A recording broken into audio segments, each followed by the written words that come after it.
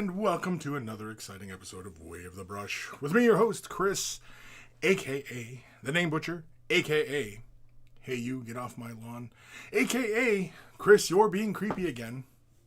Way of the Brush, the most informative 120 minutes on the internet, on the wargaming lifestyle. We'll talk about painting, terrain, conversions, and just about everything under the sun, meaning we'll talk about anything and everything. So first-time viewers, we do a lot of painting talk as well as a lot of what's under the sun, meaning no topics are barred. So, just fair warning. If you're watching this live, you can ask your questions in the chat, whichever direction it might be in for you. And if you're watching this after the fact, you can submit your questions to Kris at Way of the Brush. If you're going to have images, send them as attachments in the email. Don't send it off as links to other sites because I just don't want to deal with that. Of course, in the description below you'll find a link to wayofthebrush.com, the central hub of all this silliness. Has links to all the social medias as well as Discord. Join us on Discord. It's a lot of fun. We keep the conversation rolling there 24/7. So it's a lot of fun. Join us on Discord. And of course, you'll also find links for t-shirts. Want to get yourself a t-shirt? Look like a connoisseur of all that is good and holy. Of course, there's in the description below as well. If you're watching this on YouTube, it's got the little thingies. It's got the thingies. You know, the things about the things. Anyway. I interrupted my own spiel here. If you've purchased yourself a shirt, send a picture of yourself in your shirt and I will add it to the Monkey Shrine, which is also at wayofthebrush.com. And of course, you'll find a link for Patreon. Huge thank you to all my patrons. Without your support, this channel would not be able to continue on. And so with your continued support, I'll be able to continue to do what I do, which is educate, inform, and sometimes entertain. That is really the goal of this channel, is to help you become a better painter. So that's what this is all about. This is what the fresh tips are all about. Just a tip, Way of the Brush. It's all painting stuff. It's all about helping you guys become better painters. So huge thank you. If you're not able to support monetarily, i.e. money, thumbing up the video, liking, following, subscribing, sharing, and commenting, and all that stuff, ringing the bell, and, you know, all that other stuff. That just seems to be just kind of white noise at this point, but, you know, we got to say it because you never know. Somebody might go, hey, you know what? Yeah, I didn't ring the bell. And now I rang the bell, and now I get all the updates, and, you know, that kind of thing, right? So, I don't know. The internet's, it's all interneting. That's really what it all is. Big thank you to Carl, a.k.a. Guymere Alfair, a.k.a. Beer and Blood Bowl. That's his YouTube channel. Check him out. Love yourself some beer. You love yourself some Blood Bowl. Beer and Blood Bowl is where it's at. We always take time to thank Carl, even though he is no longer with us, for taking the time out of his busy day to create the email jingles that play before the email segments of the show. So always much love to Carl. And of course, speaking of love, much love to my baby brother Evan for creating the intro, outro music that plays in the begin and end of the show. So always much love to my baby bro, Evan. And of course, if you're into rare comics, check him out. EB Comics. It's in the description below. He might have the hookup you're looking for. Not that he's going to hook up, but he'll have the hookup. Maybe. He might. I don't know. Some of you might be into some rare-ass comics. I don't know. But, yeah. Who's joining us today? I can see Matthew Perez. First, Evan Belleau. Sup, everybody? Sup? Ghost of Starman Deluxe. Hi, Kris and Monkeys. Hi. Scott Radom. Hi, guys. Hi. Matthew Perez. Good morning, Kris and fellow monkeys. Needing to keep myself distracted. Put an offer on our first house, and they are still taking offers till the end of the day. Hope is high, but new cave in March if we win. Very cool, Matthew. That's very cool. Yeah, I'd imagine that is kind of stressful, right? You're kind of excited, especially since it is a house that I'm going to assume it is something that you want. It's not just like, we put in a bid over here, we put a bid over here. If we get it, we get it. If we don't, we don't, you know. I'm sure that when you saw this new place that you said, oh, here we go. We have this over here, you know, kitchen. Honey, you can finally make a decent meal, you know. It's a terrible thing to say, I know. It's a joke. Beetlejuice reference. Come on. So anyway, you know, and then, of course, you're looking at the basement or the garage and you go, the possibilities, you know. And, you know, hopefully it does go well for you. If not, hey, you know what? There's plenty of fish in the sea. And, you know, yeah. I wouldn't stress too much on it. Although, when you're looking at it from the perspective of, it's got a garage or it's got a nice big basement, or, there's somewhere for you that you can obviously cave it up, right? You're like, yeah, this is my jam, and I really want this. And yeah, of course, hopefully you weren't, too enthusiastic when you were putting the offer in, like, oh man, this place is great, it's got everything I want. Because then somebody's going to go, oh, well, if this is something he really wants, well, we'll just crank the price up on him. You know what I mean? So you got to be careful. That it's all about shrewd negotiating, right? But yeah. Stephen Gallode. Hi. Sergeant Shamrock. Hey, you guys. Oh, I should have read that in the Sergeant Shamrock voice. I don't know. Does he have a... Hey, you guys. You always got to kind of talk out of the side of your mouth. Matthew Perez. Oh, yeah. Third room is going to be a hobby room. Small but comfy, and it's lots of natural light. Well, that's really cool. I mean, if it's something that you are really looking forward to, hopefully you do get it. And if you don't, again, there'll be another one. Hell, you never know. You just never know, right? Scott Radom. First house is super exciting. Good luck. There we go. Sergeant Shamrock. I'm just going to keep reading that name like that all the time. Episode 331. Get yourself a big basement. Yeah, well, in my house, I occupy almost the entirety of the basement. I mean, like, we got the laundry facilities, we got a big old freezer in the corner, and, a bunch of, canned goods, and, it's kind of a, what is it? Like a pantry? Where you keep all your dry goods. I don't know. Anyway, it's a finished basement that I'm in, and, like, this room here is... my main work area, but I also have the other space on the other side, which is a bit bigger room than this. And, it's just more rumpus room. It's rumpus room is really what it is. Do I need all this space? Probably. Sure. More than likely.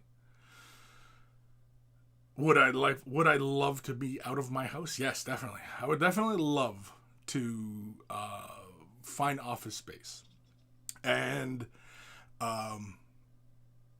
one of the goals for anybody who's on Patreon, I have goals for reaching certain sizes, and of course one of the goals is that if we reach a certain size, then I'm going to go find a studio space and basically just move all my crap there. Working from home is fine, and I'm sure many of you have been adjusting to this whole situation and been working from home. Many of you. I'm sure some of you still have to go punch a clock and everything like that, like a normal person. But, yeah, working from home is fine, but I definitely would feel more in the proper headspace if I was getting up and heading to my office. And, rather than getting up, having my coffee, come down here, probably still in my underwear, wander around, maybe go grab a shower, come back down. You know what I mean? Like, it's just, working from home is working from home, right? I mean, like, it requires you to be focused, and I'm not the most focused of individuals. But when I'm focused, I'm focused. But getting to that point, it's like herding cats kind of thing. Anyway, I'm sure many of you suffer from that. Milliam Beer, hello. Sergeant Shamrock. When I said big, it was meant to be creepy. Then you said you had a freezer. Is that where past monkeys are stored? Past monkeys? No, present. They're you don't let them expire, because then you get the freezer burn and everything like that. And so, no, you keep, we go through regular monkey meat on a pretty regular, steady basis. Got some big appetites in my house. Requires some big monkeys. So any of you big monkeys out there, be warned. You might end up in my freezer. I watched a damn show excuse me, on Netflix. It was that one about the Night Stalker. Now, I remember hearing about this way back in the day, but I was a kid when this was all going on. So, like, what kids were really paying attention to this kind of crap, way back when. The guy was going around in L.A. and he was killing people and, that stuff. And we were talking about freezers, and I was just thinking of, like, Dahmer and then serial killers, and then, that's why I'm here now. And it was a really interesting documentary. If you've not watched it, check it out. It was pretty interesting, pretty scary, like, and yeah, and I'm wondering, like, like way back in the day, right, there was a whole bunch of serial killers, right? There was a bunch of famous ones. Infamous really is the better term. I mean, and the thing is, that's so weird, and I don't know why this happens. Why does this happen? That there's groupies following along with these people who we know to be bad people, and yet they have these cult followings, and these women throwing themselves at them, and you know what I mean, like, and it's really, really, really weird. It's definitely something that I'm sure somebody is conducting a study or should be conducting a study on. But yeah, like, you just get these really weird things. And, like in the 60s and the 50s, 70s, 80s, right? We had all these serial killers. The 90s, it kind of, tapers off. But we're in 2021 now. And, the state of mental health care in North America is sadly very declined from what it previously was 60, 70 years ago. And these people are still out there. Like, whatever causes a person to break and become a serial killer, I'm sure those conditions still exist today. And, like, are these people wandering the streets right now? Like, my God. Anyway, serial killers. They're out there. Matthew Perez. Oh, Scott. Kris and everyone. Enough about me. Let the shenanigans begin. Shenanigans? Shenanigans. James and Kent. Afternoon, Kris. Afternoon, everyone. Afternoon. Sergeant Shamrock. Is the butchers in Canada called monkey business? I don't know. Scott, chime in on that one. Is it called monkey business? TH, monkey time. Time. Sorry, I've got the hiccups here. I'm trying to suppress them. I'm overcome with involuntary body spasms. Sergeant Shamrock was disappointed watching that. Was convinced Nightcrawler was about the X-Men. Yeah. If you went in, it'd be like, no, it was Night Stalker. Nightcrawler. Yeah, Nightcrawler was the one with Jake Gyllenhaal. Was that based off a real thing? I can't remember. But yeah, Nightcrawler, yeah. I thought it was about X-Men. James and Kent. Freezers make you think of serial killers? Well, okay, then. Going to be one of those days, huh? Well, no, because we were talking the freezers, and then somebody had asked if monkeys were in the freezers, and then it got me thinking of, obviously storing people in the freezers. Dahmer watched that documentary on the Night Stalker. He didn't freeze anybody, at least I don't think he did, but he was just going around plugging people, right? And yeah, it was, it was very interesting. I thought it was very interesting, and I had no idea. I remember big bits and parts of news from back in the day, but I mean, I was a kid when that stuff was going on, so I mean, like, I had no, it wasn't like it was, like, oh, I remember that, and yeah, oh yeah, I'm sure everybody in LA, knows these horror stories, these boogeyman stories. But yeah, no fucks given. Social media low key making us all Manchurian candidates. Yes, I mean I see where you're going with that. It's it is. I mean, like, there's a part of my brain obviously where where there's smoke, there's fire, and that kind of does But still, I mean, if it was that prevalent, then right? It'd be everywhere. And it doesn't quite seem like that. And with this vilifying of social media, it feels like, it's the latest boogeyman to get everybody all, hyped up about, right? And rightfully so. We should be very concerned about social media and, our consumption of it. But it's, it's the same thing with music, video games, all these things. They say, oh no, it's gonna ruin society and blah blah, you know what I mean? And we're fine, Video games are gonna make people violent. That was the big one, right? Video games making people violent. Can't have that kind of video game. It's gonna make people crazy, make people go out there and kill people. When in fact, video games are more therapeutic, realistically, right? Because you can vicariously carry out these crazy ass desires that people have, and you don't have to actually fulfill them in the real world, right? Is that where all the serial killers are? They're actually playing video games. They're all on GTA.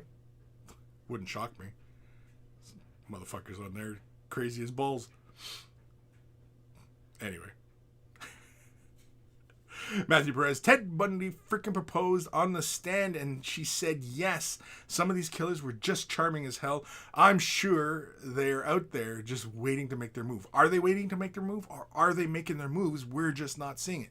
Because, like in Canada here, we have a problem with a lot of murdered Indigenous women going missing.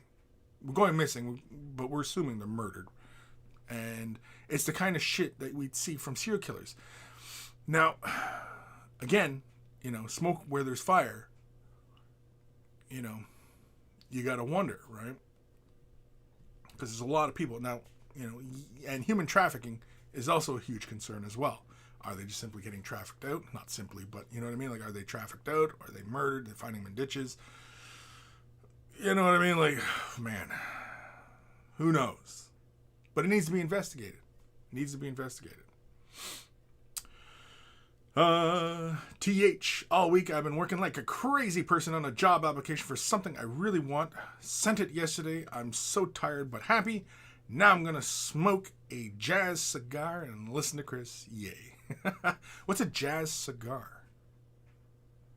I mean, I'm a bit of a cigar aficionado. I'm not familiar with what a jazz cigar is. Is that a particular cut? Is that what it is? You have to fill me in, TH. Ghost of Starman. If a monkey doesn't tune in the show for a few weeks, Kris probably ate them. Yeah, if a monkey doesn't tune in, yeah. If you haven't heard from any monkeys in a while, it's because, they're in my freezer. I mean, who knows? Grim, episode 331, serial killer talk. Also, hello. Well, I mean, we were just talking because somebody... I'm not going back. I'm not going back a few pages. If you want to go back, rewind the feed. No fucks given. LOL, Black and Mild Jazz. Black and Mild Jazz. I don't know. Radu Lycan? Sounds like a Street Fighter character. They say one person in every group has the potential to become a serial killer. So I threw Kris off a cliff just in case it was him. Yeah, you might. I mean, from my understanding, now, I mean, to completely understand the way somebody who's had a mental break and becomes a serial killer, that would require you to think like said serial killer, right? Now, if you think like an insane person, and if you can completely empathize with an insane person and what an insane person is thinking, then you're on the same wavelength, and that means that you potentially are possibly insane by that logic. So it's actually better if you don't completely understand the motives and what drives a completely insane person to do the things that they do. Because if you completely understood it, you possibly are an insane person, right? So if you understand why a serial killer goes around randomly popping people. I'm sorry to say, but you might be a serial killer. Some sort of psychopath. Definitely some sort of sociopath, right? So, yeah. No fucks given. If they can make a million people mad at something, one or two going to go do something crazy. Sure. It's possible. I mean, you know. Yeah, I mean, you are assuming that one or two people are controlling the clicks that everybody sees, when in fact it's more of a shotgun blast. And it's like all conspiracy theories and people who spit out conspiracy theories, it's the spaghetti on the wall kind of thing, right? It's just you throw enough fucking spaghetti on the wall, some of it's going to stick, right? And that's the way conspiracy theories work. Yeah, I can sit here and just spitball out a whole bunch of crazy things, and 1 or 2 out of 100 might be correct. That does not mean I have the inside track or I knew what was going on. You can just work through the permutations of, you can logically think about point A to point C and figure out B all the way through by just throwing a bunch of ideas at it, right? It's thinking about something logically. But the important thing is that when you start to think about things in the sense of logic, like evidence-based logic, then things become a lot clearer in the real world. If there's no evidence for it, then it's very unlikely. It's very improbable. I'm not saying it's 100% definitely not a thing or is a thing, but the odds of it being true are very, very slim. And who wants to live like that, fearing 0.0001% of a probability of something? You know what I mean? Like it doesn't make a lot of sense. And a lot of times with conspiracy theories, it is all about fear, and it's a culture of fear. It's the fear of the unknown, right? And why do we fear things? Well, we don't know about it, right? When you know about something, you no longer fear it, right? And that's the same with almost everything out there. As soon as you start to understand how something works, like social media, once you start to understand how it works, you start to realize that no, it is not one person clicking the buttons. It's not one group of people trying to, control everything, because it is what it is more likely. It is the collective thoughts of everybody. And the way most social media algorithms work is that, yeah, if something engages you, then it's saying that you like that, and it's going to send you more. And so once you start get to a point where you're getting bombarded by all this craziness, you think that there's nothing but craziness out there. My Facebook feed, which I hardly pay attention to, is only filled with like family stuff and miniature painting. That's it. Because that's all I interact with Facebook about. Oh, and some political shit, but not a lot. You know what I mean? Like, just kind of stuff I see some of my own family members who, are not well versed in a subject, and they end up, sharing and, perpetuating these harmful ideas. And so I post them up there because I'm sure they probably get it. And they might not, actually. I don't know, because the way the algorithm works is that the more you engage with something, the more shit it sends to you, right? And so that's why it's better to just not engage with it. When you see somebody posting something that is, if you lean very right towards things, right? Because we're in this, well, here in North America anyway, we're in this very polarized kind of situation. And if you lean very right to a lot of issues, you're going to get nothing but fear-mongering and anti-left type of stuff. And then when you're on the left side of things, yeah, you get a lot of fear-mongering and a lot of anti-right type of stuff. And, it's It's all the way this bullshit works, right? It's kind of crazy, but, you know, the best thing to do is to actively not engage with it. And when you see a claim about something, investigate it, fact check it. Be it something somebody on the right is saying, somebody on the left is saying, fact check it. Take the time to fact check it. I see a lot of things like posts about, you know, anything. And it's like a photo from 2 years ago. Oh, I remember seeing something was about like an anti-mask thing. And it was like, whoa, look at this big crowd of people. It was like, it was from like a year beforehand. I was like, that's a photo from a year before. Like, you know, again, it's just to engage you and to upset you. And that's the whole point. Is it's a whole system of, you know, poking a dog in the cage kind of thing. Well, if the dog just stops engaging with the poking, then it'll leave you alone. Or kill you, one of the two. But anyway.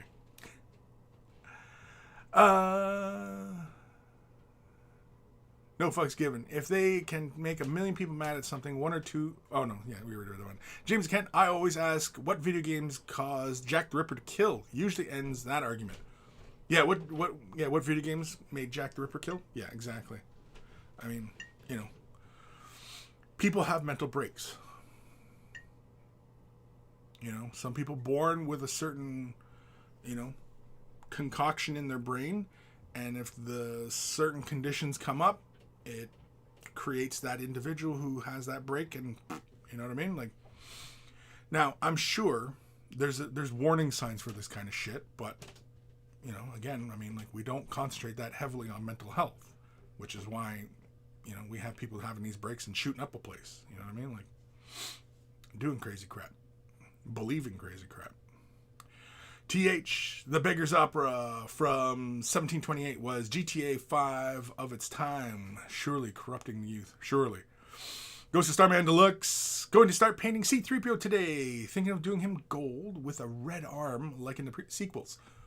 Interesting. C-3PO from the Star Wars tabletop game, or is he C-3PO from like the Bandai kit? Because I still have my C-3PO. I've been thinking of like just kind of sitting down and just putting all this shit together. I got like a bunch of boxes. I still have more to get. Anyway. But yeah.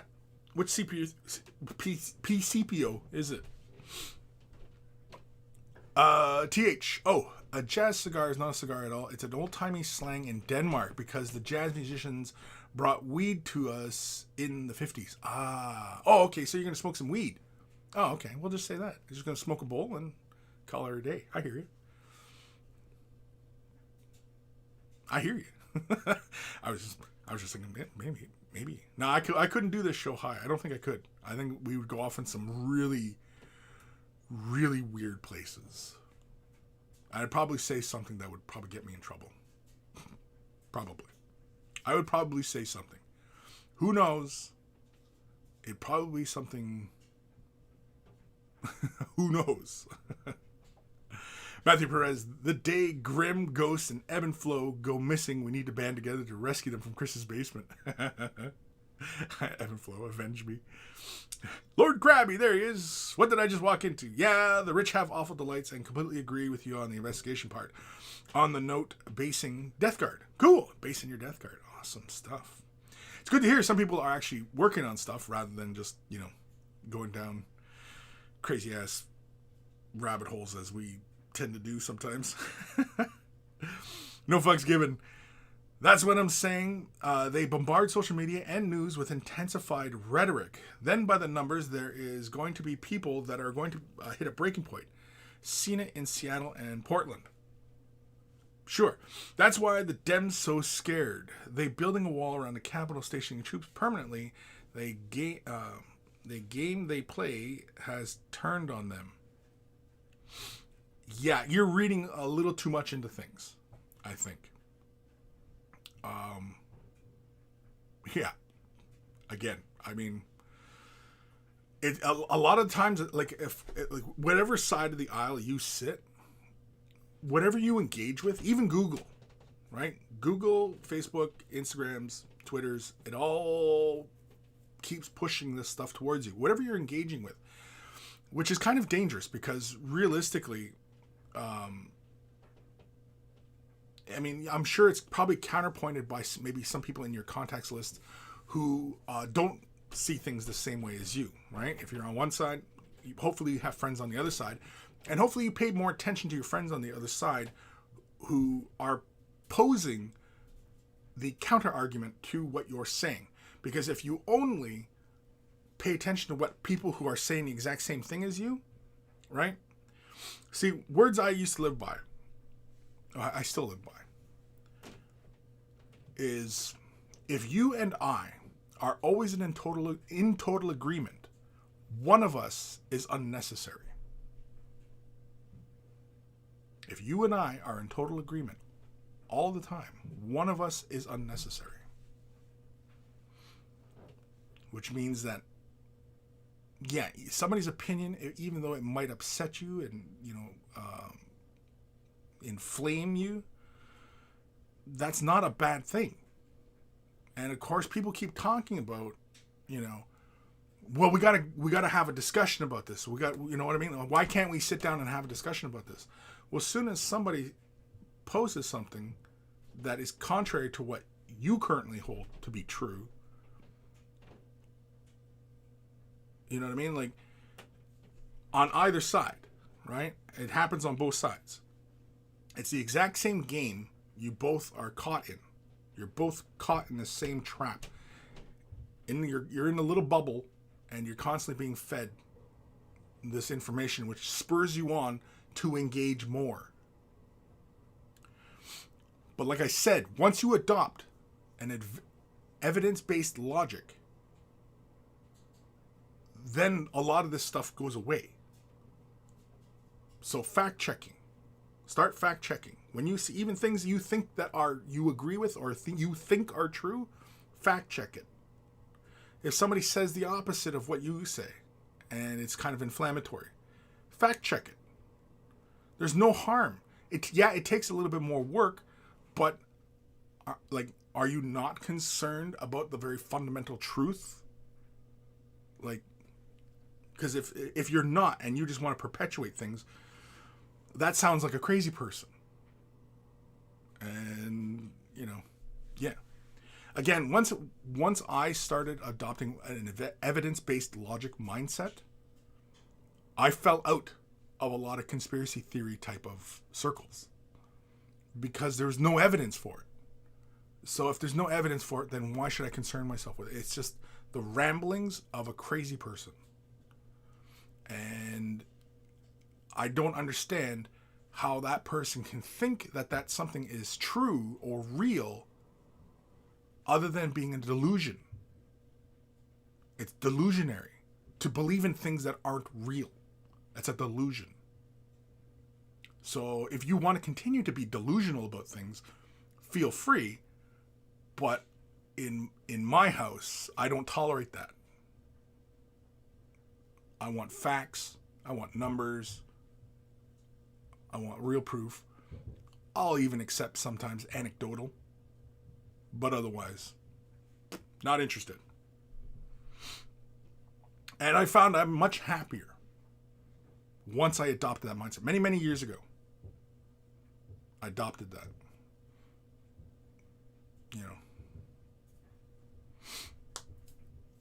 Anyway. Scott Radum. People get riled up and some might do crazy things. You don't say. 3 weeks ago, a Viking was the Speaker of the House in the States. Yeah, exactly, right? Exactly. Because you get that kind of shit. Yeah, the whole Q thing, yeah, that's people going way off the deep end. Way off the deep end. And same with cats like Alex Jones and stuff like that. And even cats like Alex Jones saying Q is crazy. Come on, how crazy has it got to be for the crazy to say that's crazy? That's like Charles Manson looking at Jeffrey Dahmer going, hey, bro, you're fucking crazy. You know what I mean? It's that kind of situation. No fucks given. They literally meme to build a wall around Trump in DC. Now they're doing it to themselves. Look, I'm not really on side or the other. I just love looking at hypocrisy. Well, you'll see hypocrisy everywhere. It's hypocrisy all around you. We live in a world of hypocrisy. The very founding of the countries in North America is built on hypocrisy. The foundation, the blocks at which began the house that is the countries that are currently in North America, they're built on hypocrisy. So what did you think was going to happen? Like, again, I mean, fact check, engage. Get to the nitty gritty truth. Look at the evidence. Path Rip. Would the chat count as engagement? Sure. Like, as far as like this is concerned, yeah, this is engagement, I guess. Yeah. We're engaging, right? We're engaged. Not like literally. I'm not going to propose. Although I might. No, I'm not. Old man Logan, there he is. Hey, how you doing today, my friend? I'm doing good. Good, sir. Hopefully you're doing well. Yeah, we haven't talked any painting in a long time, old man. Have you been taking a break from the painting? Is that what's going on? Usually for a while there, it seemed like you were really steady with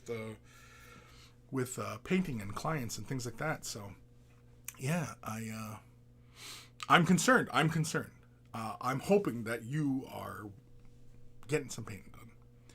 James and Kent, fact checking does not mean watching the next video or clicking the link in the original article. Too few people realize that. Yes, definitely. Again, when you adopt the evidence-based logic, okay, when you start looking at the actual stuff, like when they talk about, oh, this bill is gonna ruin everything about the whatever.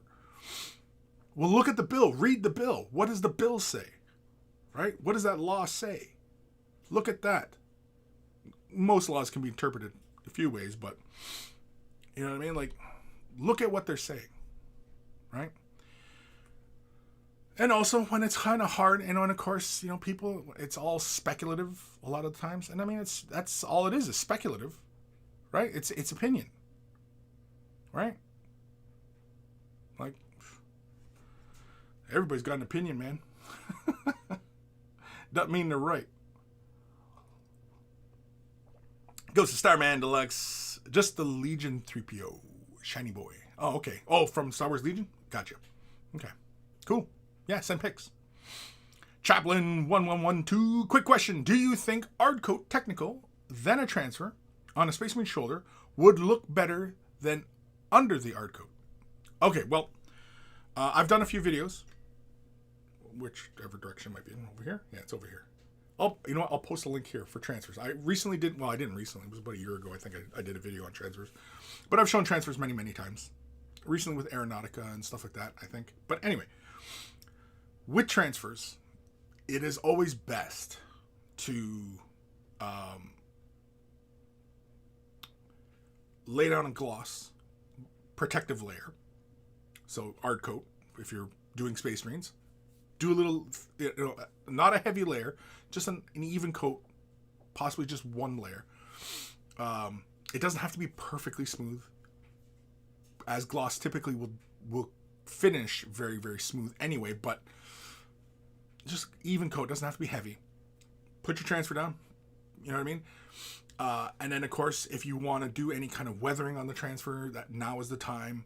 And then, of course, you can seal it again in a gloss, or one of my preferred ways is with a matte or semi-gloss. So you could take, if you're on the GW side of things, Lamian medium, just a thin, even layer of Lamian medium on that surface, and it will protect the decal or the transfer, and it'll marry the edges of that transfer, because like I'm sure you've seen when you threw a transfer on a surface and you could see the outline of the, like how it was adhered to the design, right? Putting a gloss layer down, make sure that it sits nice and smooth so there's no air bubbles, right? Have you ever tried to lay a transfer down on, a very bumpy surface or a very highly textured surface, or even like a matte surface, even a matte paint, like a matte finished paint job, air can get in behind that transfer. And if you don't seal it, yeah, eventually it just kind of, it'll lift off and it'll blow away and disappear. And that'll be no good. So the way I like to do things, gloss, transfer, and then when I put the transfer down, I often will use Walther's solvent set. Where's my Walther's? I've actually picked up a couple extra bottles because, yeah, this one's gone now. But I have 2 more bottles over there somewhere. Yeah, over on the other side of my paints. But anyway, I use Walther's solvent set. And just a generous amount on top of the transfer, trying to occupy just about the entirety of that surface that you'll see. Leave it alone. You don't touch it. Don't move it. This is not the time to move the transfer around. Let it fully evaporate. It'll melt the transfer down into the nooks and crannies. So if there's panel lines and things like that, the transfer will conform to that. And yeah, that's how you do it. Sits on the surface nice and flush. Then you can hit it with another ard coat, protect it, and it's there. Or you can even put a layer of lamy and medium on top of it, and it'll help make that transfer disappear, like the edges of it, so that it doesn't look apparent that it is a transfer on that surface, and it actually looks more like a hand painted design. Especially if you weather it, and put chipping in. Like if I always like for like ultramarines, space marines, ultramarine symbol, big white symbol on the blue background, right? And you take a bit of that blue and you just like with a sponge or even just a fine brush and just tap in some little nooks and crannies on the design itself, and it makes it look like parts of that design have been chipped away, in battle or whatever, and then you seal it and then you're done. And that's really, really simple. I have a few videos on it. In post, I will have a link there at some point. But anyway, yeah. So hopefully, who asked the question? I don't remember who asked the question. Oh, Chaplin. Yeah. So ard coat technical, then transfer, and if need be, yeah, another layer ard coat on top of it. Not heavy, but I prefer lamy and medium. But again, you can put ard coat, transfer, ard coat, and then lamy and medium, just to knock the shine out if you really want to protect it. Ard coat is a clear acrylic. We treat it like a varnish because it's a protective layer, because depending on how thin you worked and depending on the model, how often it's getting handled, and you should varnish models that are going to get handled. If you're going to game with these pieces, protect them.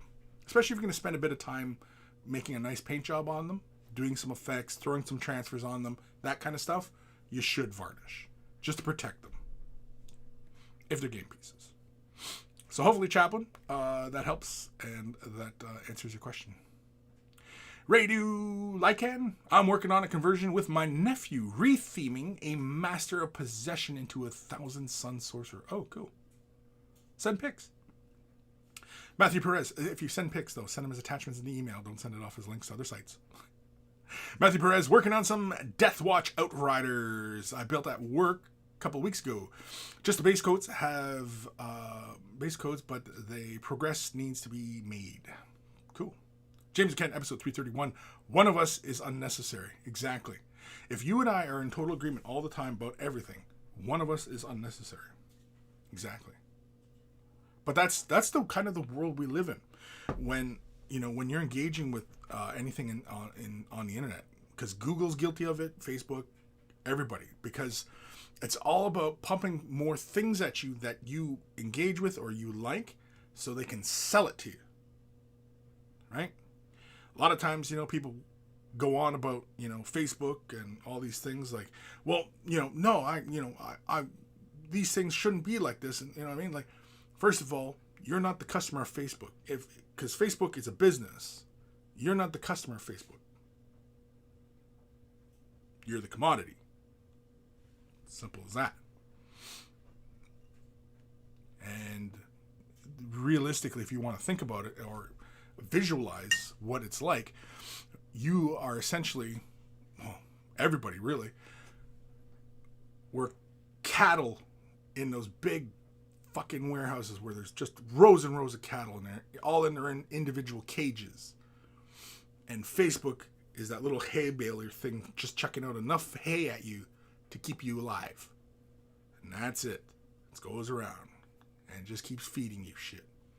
Because one day, they're going to sell you on something. Because somebody's going to take your data and they're going to sell you on whatever. And they're just going to send you a bunch of ads. And it's all ads. And that's all about how they're making money. Right? I realize now I'm starting to sound like a crazy person, but I think you might understand what I'm saying. You're the commodity. You're not the customer of Facebook. You're not the customer of Instagram. You're the commodity. Stop engaging with it. Evan Belleau starting a Nurgle Rhino for the first time with the little guy today. Cool. Awesome. Send pics. David Brunfeld. Oh no, the monkeys need our leader. The Monkey King is abdicating his all-seeing truth. Yeah. Lord Krabby, I'm high as a kite at the moment. CBD. Well, okay, CBD is not bad because, you just feel it in the body. Like, for me anyway. I mean, like, I feel it in my joints and, like, it's just it's a good body feeling, right? I mean, it's pain relief, right? When you have a lot of THC, that's when it starts affecting the brain, right? And one of the things I notice when, I'm taking something that's got a lot of THC in it, if I'm watching something, I have moments where I'm like, I've already watched this. Or it's kind of like I get deja vu, right? It's like, I've watched this already. Haven't I? No, I haven't. And then I realize that, no, I know for a fact I have not watched this. It's the weed making me think that I have watched this before. And so, yeah. Again, that's why I'm really not huge on a lot of THC. I'm more of a CBD kind of guy because, I'm getting older. My fucking joints hurt. So, I don't like the way it makes me think. I live a lot up here and, I like to keep this pretty tidy. Ghost of Starman Deluxe, episode 331. How crazy are you if the crazies call you crazy? That's right. You know what? I'm going to run with that. I like that. How crazy are you if the crazies say, oh shit, dude, you crazy. I mean, you have to be pretty goddamn batshit crazy if we're being honest. If we're being honest. And I'm all about being honest. But you got to be pretty goddamn batshit crazy. Lord Krabby, interesting viewpoint. I look at everything like an FBI agent. I find the facts. Believe me, I found the facts. But I wish I didn't. Dark knowledge is dark for a reason. Like Call of Cthulhu. When you are on the internet and you're down a rabbit hole and you're seeing things that are supposed truths or the real story, it's very unlikely. And especially if there's a viewpoint where there's this all-encompassing force that is trying to manifest its plot, it's very unlikely. I mean, in all my years on this planet, when you get large groups of people together, they have no fucking clue as to what they're doing. It's like those schools of fish, those gigantic schools of fish. How could you imagine all those fish travel in the same direction and evade predators and do these things? Like, how do they do it? Are they all in sync? No, they're just all following each other. They're just following along, right? Same with like a flock of birds. That's why there's all of a sudden, if one of them sees something, oh shit, and all the birds go, oh shit, and take off. They're not on the same path. They're all just, oh shit, and you know what I mean? And so I think this need to, oh, there's something dark going on. Oh no, oh, why does this happen? And you know what I mean? Because we're often constantly trying to find meaning in things, right? And humans have done this, and this is not exclusive to any particular group, humans all over the planet. I think it's in our DNA that we assign significance to the mundane, the ordinary. And we think there's something far more nefarious going on, especially when we don't understand something. But like I said, if there's no evidence for it,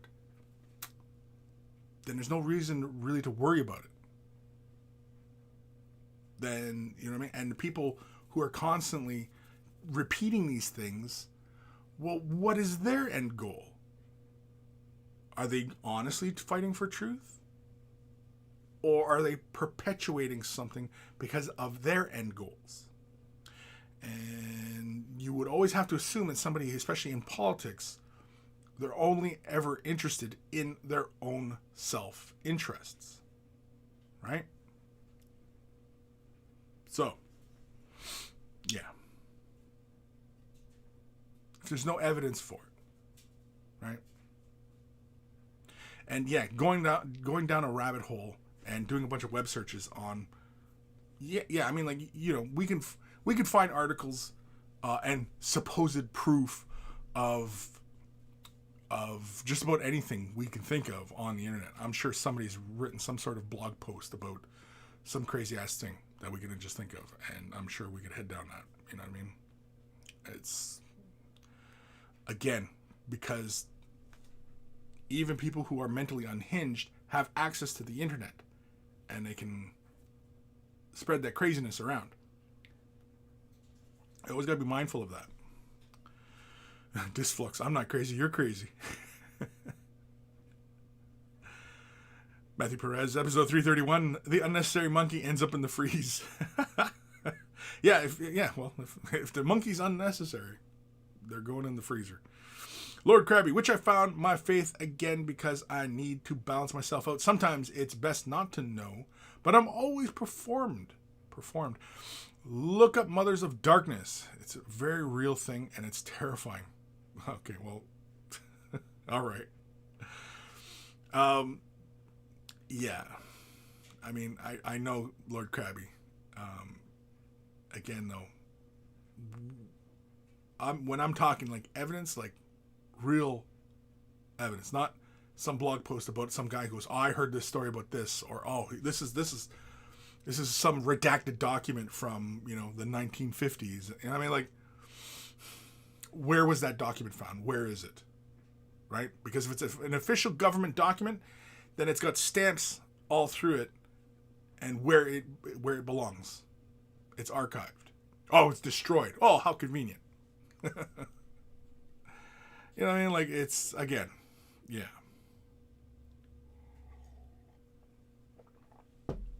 Old Man Logan. I've been a bit of hiatus, but have a project in the queue that I've been putting off. Getting back in the swing. Cool. Yeah, it's good to hear. Disflux. I'm not trying to fall off the edge of the flat earth. Yeah, you know what I mean? And that's another one. The flat earth stuff. Oh my God. Like, you know, like, I realized, like, that was more than likely started by trolls, and people kind of doubled down on that. And no. Because why doesn't this make sense? I mean, like, your not understanding of science is not a valid argument for not understanding science. Right? Again, find the facts, you know what I mean? Like, get the information. If you don't understand how that actually works, then solve it. We were on this subject yesterday, on Discord. My YouTube feed is full of educational videos. I watch a lot of TED Talks, you know, PBS, you know, educational type stuff. You know, and my topics range from blacksmithing, carpentry, automotive, to philosophy, astrophysics. You know what I mean? Like, my interests are broad and varied. And, you know what I mean? Like, if I don't quite understand how something works, then I go and I seek it out. And if I can't find it on the internet, then I look for the book. Because guaranteed, it's been written in a book for centuries.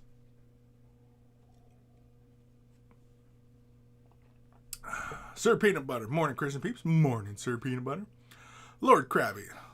Like I said, the really rich have some really effed up pleasures. I'm glad I'm poor and being happy. Yeah, again, you need evidence of that. Now, like the fellow who apparently hung himself. Yeah. I mean, that's one where I'm kind of a smoke is, where there's smoke, there's fire. And that one is funny. But, you know, oftentimes they equate it to another side. But the evidence for somebody who wanted to keep it under wraps, and it happened on his watch. So, I don't know. But anyway, I'm not going down that fucking rabbit hole. Because I don't care. I mean, yeah, he's another pedophile. Shocking. Who had a lot of money and influence. Who was getting away with it. Again, shocked. You know.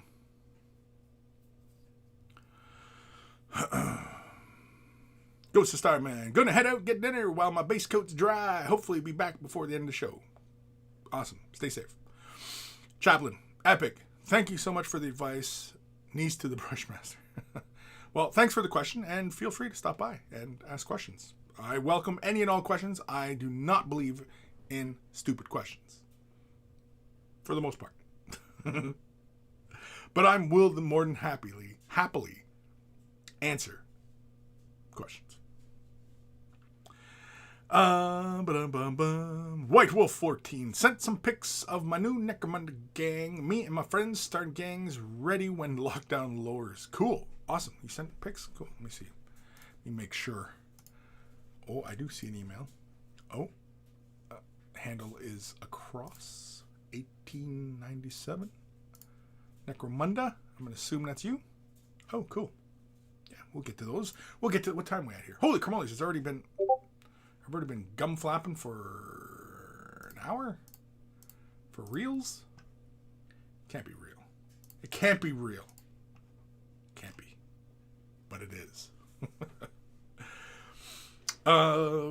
Scott Radom. White Wolf Necromunda minis are the best. Sure. I'm not familiar with White Wolf Necromunda minis. Old Man Logan. Check out Social Dilemma on Netflix. Very good documentary on how social media commoditizes us. Yes. Yeah, I watched that one. Yeah, it was good. It was interesting. Evan Belleau, crazier than a shithouse rat. Yeah. Or nuttier than squirrel turds. Lord Krabby. No absolutely activates your schizo with it.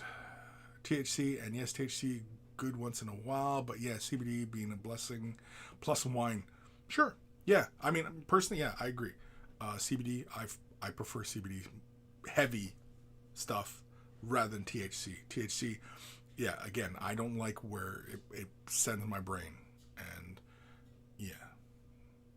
Not that I'm sitting there going, oh my God, I'm freaking right out or anything like that. It's nothing like that. It's just, you know, I'm forgetful. I've been eating brownies. I haven't been smoking it, so I've been eating brownies, which I know, diabetic, I shouldn't be eating a lot of brownies, but I only have like one. But anyway, it's a small little chunk. And I like that I get more of a body high than affecting my brain. But yeah, I took one the other day, and I was sitting here at my workstation, and I was, you know, working away on stuff, and yeah, I was constantly forgetting what I was doing or why I was doing it. I was constantly like, why am I doing? Where was I going? Why was I moving this clip here? Do I need this here? And I was constantly just doing that kind of thing. I'm like, oh, this is the freaking weed fucking with my brain here. I'm done. And I shut everything down. I was like, I'm done. I can't concentrate on anything. And I don't know how people who are rather habitual with this stuff can function. I don't know how people do it, especially like when they're smoking like a lot of THC stuff. And, you know, they go and they work. They'll drive and operate heavy equipment. And, you know what I mean? Like, I don't know how the hell they do that. Like, good God. That just seems incredibly dangerous to me. Incredibly dangerous. Alex Lego. Remember, folks, it's only called paranoia until you're right. Yeah, exactly. Yeah. And that's another one of those things, right? It's paranoia. And yeah, I mean, you know, and the trust within institutions has been eroded so badly in the last, what, 30 years, 40 years, right? That, yeah, like we've constantly grown to distrust the institutions, which personally I think is actually a good thing. That makes us call into question these things. Does it mean we need to tear them down? Does it mean that there's some sort of international plot afoot? Hard to say. I would need evidence of that. I would need some hard evidence of that. But I am open to the possibility. I'm not saying it's impossible. It's highly improbable, right? I do leave a little wiggle room. Again, because adopting an evidence-based logic mindset, you leave yourself open to facts. And your opinion can be changed by facts. It was, well, the facts don't support this. Well, okay, well then maybe there's not enough there, so we'll put it on the back burner. It nothing supports it, so it must be junk, right? Evidence really supports this theory. Okay, well then guess what? There must be something to it. Is it 100%? No, nothing's 100%. Either direction. But if the evidence ain't there, you know what I mean?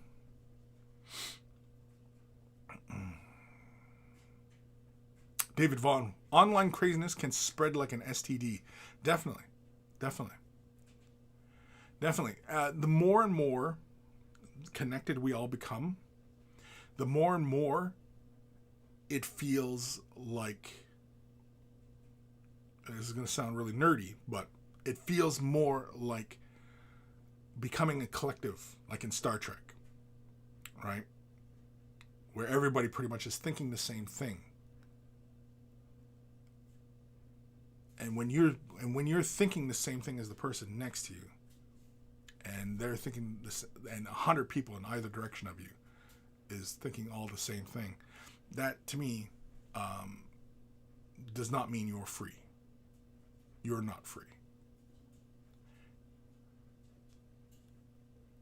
And that's the really scary part, because once the hooks are in you, that you can be manipulated like that, then you can be controlled.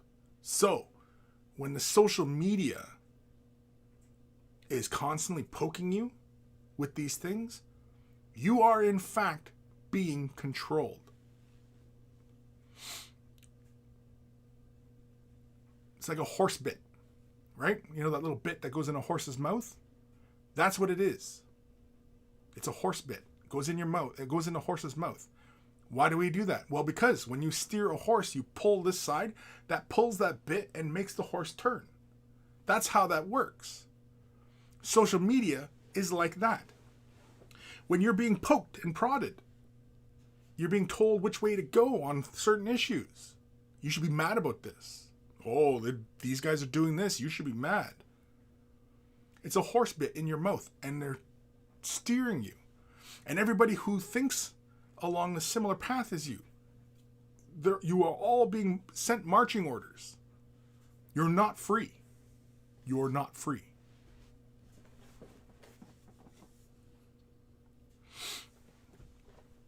And yeah, online craziness can spread like an STD. It's like the clap. The dose. Hopefully it's not like herpes though, because then you can't get rid of that shit. Hopefully it's, we can take up a shot of penicillin. What that penicillin is, who knows? But hopefully there is a shot of penicillin we can all take for this. David Vaughn, is there any way to apply highlights to a black base coat? What highlight colors works with black? Tried white and it just doesn't look right. My favorite, if you're on the Citadel side of things, and if you're not, I don't know what paint line you're playing with, but I'm going to pretend you're using Citadel because it's the most common. I prefer a turquoisey color, a blue-green. It's really, really fun. I've got a few videos on it. And you ever see like black and it, you know, in the bright sunlight, so somebody with black hair, like really jet black hair, sunlight on it, you'll see almost a blue cast in the hair, gives you that blue, you know, the blue black. And that, when I on Citadel side of things, I use Sotek green. I'll throw a little bit of Sotek green, which, like, if you go 2 parts black, 1 part Sotek green, it essentially gives you Incubi Darkness. So then I was like, oh, well, then I'll just keep using Incubi Darkness because it's basically the starting point, and I just simply add Sotek green. Sometimes I could push the very tip of an edge to Sotek green, but usually it's usually black before I even go to a pure Sotek green. I don't usually go to a pure. I usually just go like 3 parts black, 1 part Sotek, or I go like 1 part black, 1 part Incubi Darkness, which is somewhere close to the same thing. And then I just build up to, you know, maybe even almost a pure Incubi Darkness just along edges, and that's it. Now, another fun one is to use Ushabti Bone with black, and that gives you a much warmer highlight without, you know, going to a gray, because oftentimes, a lot of times people don't want the black to go to too much of a gray. Now, oftentimes that's often how people are laying their highlights on a surface.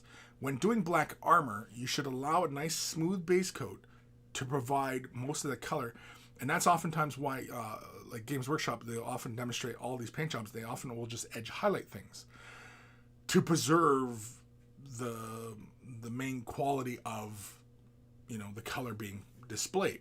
So black, you definitely want to preserve most of the black and just do just slight edges.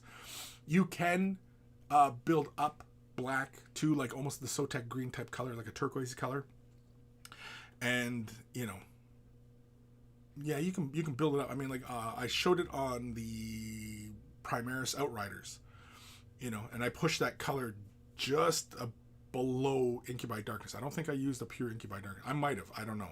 I go back and forth many ways on doing these kinds of things, and, you know, it's whatever, you know, fits the mood. But yeah, I often don't use a gray to highlight black. I often will use Incubi Darkness, or I will use or Sotek green. Either way, it gets you this similar result. It's a turquoise, just a turquoise. You could add blue, but I find blue just, I don't know, it's not as interesting. Turquoise is much better because it's a blue-green. It gives you a much more interesting result. It often looks a little bit better as a blue-black than using a blue, if that makes sense. And the other one is Ushabti Bone, going up to a bone color and starting off like, say, 4 black to 1 bone. Do a highlight. 3 black, 1 bone. Another highlight, you know what I mean? And of course, your highlights should always be getting less and less as you build them up on a surface. That way, you're creating a gradient, right? Every highlight you keep going up should get less and less, right? So hopefully, David Vaughn, that helps. But yeah, I've done many videos on painting black and highlighting black. Again, always feel free to ask. But yeah, that's my preferred method, is essentially just using a turquoise. In Citadel, I often will just simply start with black. And then, of course, now apparently Corvus Black, it is not a pure black.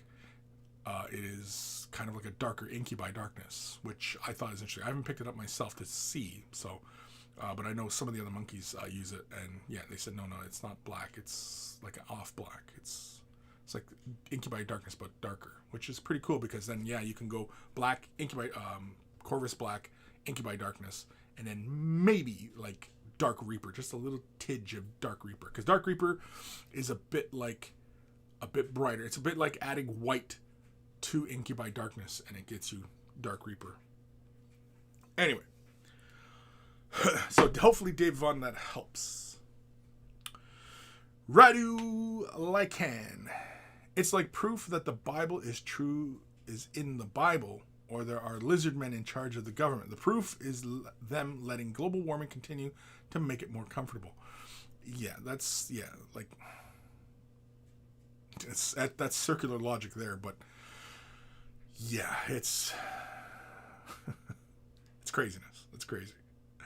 I'm not saying that lizard people isn't a real thing, but I have not seen any credible evidence of it. Board Game Maniacs, your stash is getting really long. COVID long. Yeah, I haven't trimmed it in a while. It gets to the point, like when it gets really, really long, the hairs start to do this kind of thing. They just kind of go off on their own and just kind of wind around and get crazy. And yeah, that's usually when I just give it a quick trim just to kind of shore it all up. Anyway, Scott Radham, the only two videos you need on YouTube: Bane versus Batman sewer fight, Alec Baldwin from Glengarry Ross. Stick to that, you'll be fine. Always be closing. Evan Belleau, Kris, often conspiratorial thinkers have a hard time differentiating fact from opinion. Confirmation bias, yes. Use shoddy sources for the research and have no concept chain of custody. Yeah, exactly. That's exactly it. And I mean, again, when you adopt a evidence-based logic mindset, yeah, you'll run through all that. Definitely. Lord Krabby, LOL, Sugar Kris. Yeah, it helps you sleep, too. Yeah, definitely. Oh, yeah. Well, I usually don't like, if I have a brownie, it's usually, like, around 8. Then it usually starts kicking in around 9. By about 10 o'clock, I really start to feel it. And so, like, I'm ready for bed.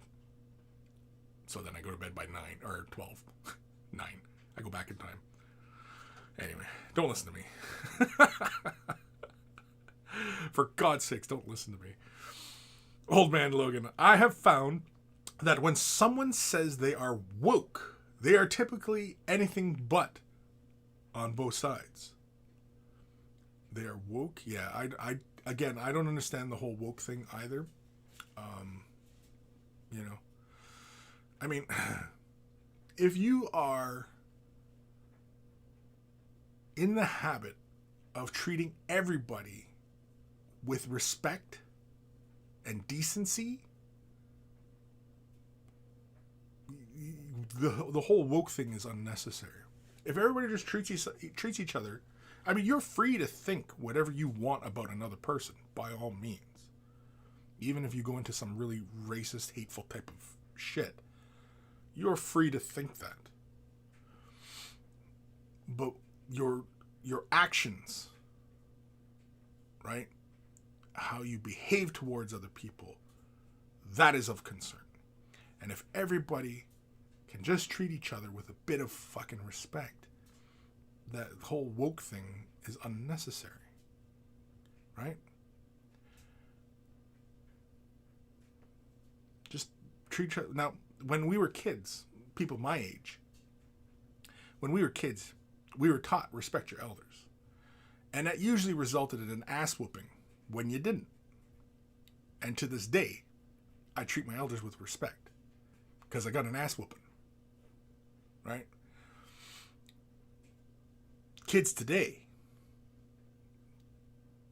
aren't really taught that. Not that I've seen. And they definitely didn't get an ass kicking. And there's a lot of people out there right now who need an ass kicking. And it should have happened when they were kids. Because fixing a problem many years down the road, it's much more of a pain than nipping it off in the bud. Right? Alex Legault, misinformation tends to be more consumable. Social media is great for spreading photos with a bit of writing on it. Proper research takes too much effort for the average person. Well, again, that also illustrates the other big concern I have, right? Because I have a big concern for the state of mental health in North America. A lot of these issues we have today stem from mental health issues. But the other problem we have is the education. The education system needs to be reformed and made better and more complete for all. So, mental health and education, that alleviates so many problems. So many problems. But oftentimes it is said that, those in power often fear a well-informed and healthy populace. Which is true, because then the bullshit rhetoric doesn't work on you. It doesn't work on you. You don't fall for it. You don't fall for rhetoric. Oh, it's a whole caravan of murderous rapists. Come on. It's refugees. Give me a break. Lord Krabby, yeah, I only smoke on the weekends. Helps because I forget a lot too. Yeah, when I'm, especially if if I had a piece that had, like, for whatever reason it was uneven and it had an extra high amount in it. Yeah, I feel it. I'm like, yeah, I'm done. I space out. You know, I'm often left within my own thoughts, and of course, my own thoughts, you know, I think are just fucking brilliant. And then when I say it out loud, it's like, holy fuck, I'm retarded. I think I've actually made myself retarded, because holy shit, what was that I just said? I don't even know. Family looks at me like, dude, what? And I'm like, yeah, I don't know. I shouldn't have said that. So usually I just sit there quietly and enjoy my high. Now, mind you, when I get drinking, oh man, yeah. I've been told that I become quite the philosopher, apparently. So we get very, like, I'm sober right now. I'm sober. I'm stone cold sober right now, honestly. And, you know, if you think I'm kind of intense in philosophy and now, wait till there's a few gallons of alcohol running through my veins. And if you want to talk crazy crap, oh man, I can talk some crazy crap. You want to talk conspiracy theories? Oh, I can talk crazy conspiracy theories. I can throw a bunch of spaghetti at the wall too. And I look at many aspects of a situation. A lot of people only look, you know, they're only playing with that Rubik's Cube that's about yay big and only about, 4 colors. I'm playing with the Rubik's Cube that's round and is just solid colors. It looks like a Jackson Pollock painting.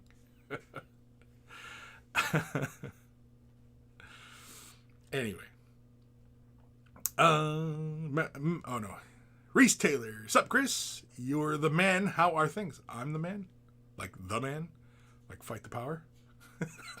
I ain't the man. Far from. But thank you, Reese. Thanks for tuning in. Lord Krabby, yeah, we slaves, absolutely, that's what we want, because you can determine fact and fiction anymore. The horse bit part, you're absolutely right. Well, it's an analogy, but yeah. I mean, it's the same kind of thing. It's a horse bit, and that's what social media is. It's a horse bit. And you're being led. You're being led if you continue to engage with the bullshit it keeps feeding you. And you think you're staying informed, and you're not. You're not. You're being led. Matthew Perez answered the question already, but definitely play around with that blue hint of darker colors. Yes, definitely. Yeah, I mean, you can go ahead and use something like Cantor Blue, add it to black, and then highlight it up to go for that blue black. But I often don't like the way it looks. I prefer turquoise. I don't know, just something about that slight hint of that, because turquoise, right? I mean, is the blue-green. Green shifts towards yellow, right?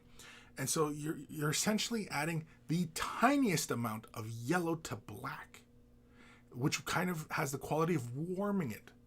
And so when you have that blue-green in there, it has that cool. It's that really interesting combination of a warm, cool color, right? And you're adding to black and bringing that up, and it just gets a really interesting look. Same with adding Ushabti bone, right? That brown white to black. The white is going to give you grays, but the brown quality, which often has a lot of yellow in it, adds a bit of warmth. But also brown has blue in it and red, and you're adding basically all those colors into black. And so you're pushing black up to a brown. Black up to brown even looks very interesting, right? And you start pushing more white towards it, and Yeah, it goes into very interesting places. But you can always experiment with other colors to add to black to bring it up, right? Adding red gets you such a deep red, right? Especially if you just push it just so it's below, like say for example, like Mephiston red. I love Mephiston red. It's my favorite red. And you add that to black, yeah, you get towards a brown quality, but you start to push it just past that brown quality, and you get back to red. Whew, that looks really kick-ass. It's a really great deep red. It's really, really fun. But yeah, I mean, experiment, try different colors, and all it takes is just a bit of forethought and in where you're going from black. Now, oftentimes, dependent upon the manufacturing, black mixed with, say, for example, yellow, it pushes very green. Our eyes perceive whatever that mixture is as very green quality. Sometimes it doesn't. Sometimes it pushes more brown or a bit more of the blue side of things. But yeah, usually adding yellow to black, it gives you a very green quality, especially if it's sitting on top of a very light prime or base. Yeah, it'll push towards more green. If that's the color you want, by all means, go for it. But yeah, which is why oftentimes a lot of people complain about painting yellow things, is often because they're laying yellow down on top of a dark color, and it shifts. And a lot of yellow pigments are very they're not wholly opaque, and you get that slight green shift in there. It's just the way your eyes interpret the color, and of course it's whatever the pigment is made of, right? And pigment being actual elements of things, so it's whatever how you're perceiving it. And of course, also remember too that not everybody sees color the same way. Even people who have typical perception of color, they don't see it, right? Even some people have a fourth cone that allows them to differentiate. Apparently, a lot of women have it. This fourth cone, and the people who can see two different shades of black and not like them together, apparently that's it. You have that extra cone in the eye. I can't remember. I was watching, I think it was a Veritasium video on it. It was apparently, more women have this extra cone in their eye, and they can perceive more color, or like different hues of color, I guess. But anyway, it was a very interesting video. Axel 231. Hello. I don't think it takes a spanking to respect your elders. You have a bad stance. I never got spanked and still love my grandparents. No. It's respecting your elders. I didn't say grandparents. Your elders. There's a big difference. Because an elder can be somebody who has no familial ties to you. An elder is somebody who's older than you. So when you're a little kid and you're talking to somebody who's in their 20s or 30s, they're your elder. That's my point. David Vaughn. Absolutely agree on kids needing ass whooping every now and then. A lot of the younger generation today are disrespectful sissies. That seems to be the consensus. But, my generation, yeah, we didn't have seatbelts in the cars. I have fond memories, going for car rides. We had a hatchback, and I used to ride in that very back compartment. I used to sit right up in there and just look up at the sky as we were traveling along,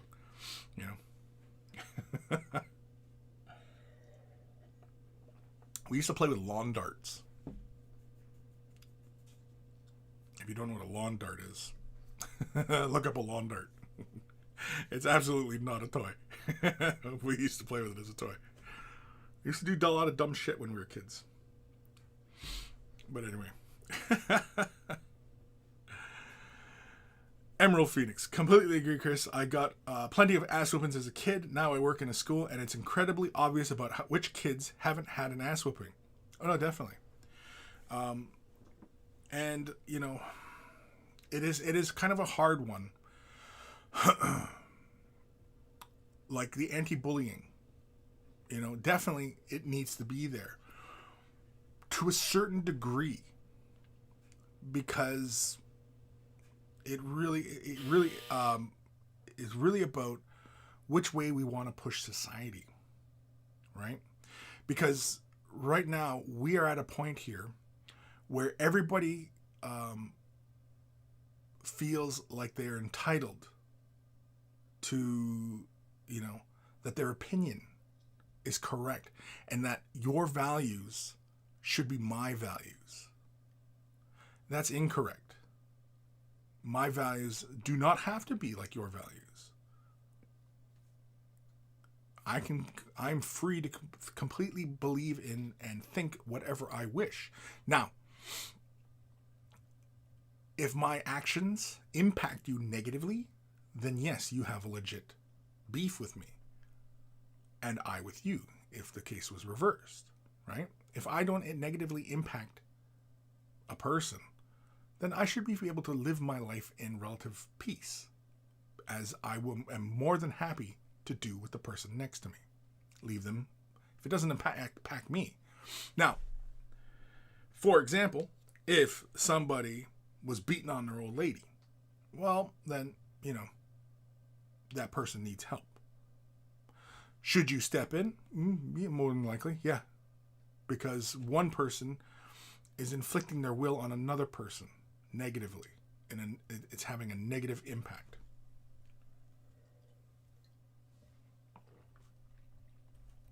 But berating somebody for their political ideas, no, shouldn't occur. Do you agree with them? No. But everybody doesn't have to be in agreement. In a free society, it's better that everybody is not in agreement, right? Because then there's wiggle room to find consensus. Well, and that's where obviously majority rules in a democracy. So, no, I don't agree. My kids got ass whoopings, like proper ass whoopings, when they were small. They were physically disciplined. Don't go here. Tap on the hand. At a certain point, though, that stops, and it no longer is necessary. And in fact, you employ different methods of discipline. Because what's the whole point of discipline? Is to gear a person towards a desired path in which is socially acceptable. So that person is not going to be some sort of pariah when they grow up. That's the whole point. Because there's rules to society. There's rules. We all, it's kind of unspoken, but there are rules, right? That just reinforces them. And how do you get a person onto that right path? Well, when the neurons are still new and forming, they equate that little pain, the stern voice, as, oh, okay, that's an undesired thing. Now, you don't think of it like that term. It's, touch this bad. I get it, right? As a child develops, begins to use their words, then usually a lot of these things are unnecessary. My kids, outside of diapers, didn't get slapped. I took away things, of course, to discipline them, but yeah. So, kids getting, like when we say ass whoopings, we're not talking about actually physically kicking them in the ass, although sometimes they might need an actual physical kick in the ass, even as adults. Just to get them off the couch. So get your fucking ass off the couch. But anyway, I think I hopefully I'm making my point here. I hope. But anyway, ass whippings, yeah. No, there's nothing wrong with physical discipline until humans evolve up to a point where we pop out and no longer need that kind of structured guidance. Yeah. But we like to think that, humans are very evolved. We're not. Especially when we can fall prey to fear mongering. That's like herd mentality, man. That's herd mentality. That's an instinctual thing. As soon as you can override your instincts for a situation, when you can physically and mentally override your fight or flight response, then you know you are truly becoming an evolved human. You're not there yet, but you're on that path. When you can overcome your instincts, control your emotions.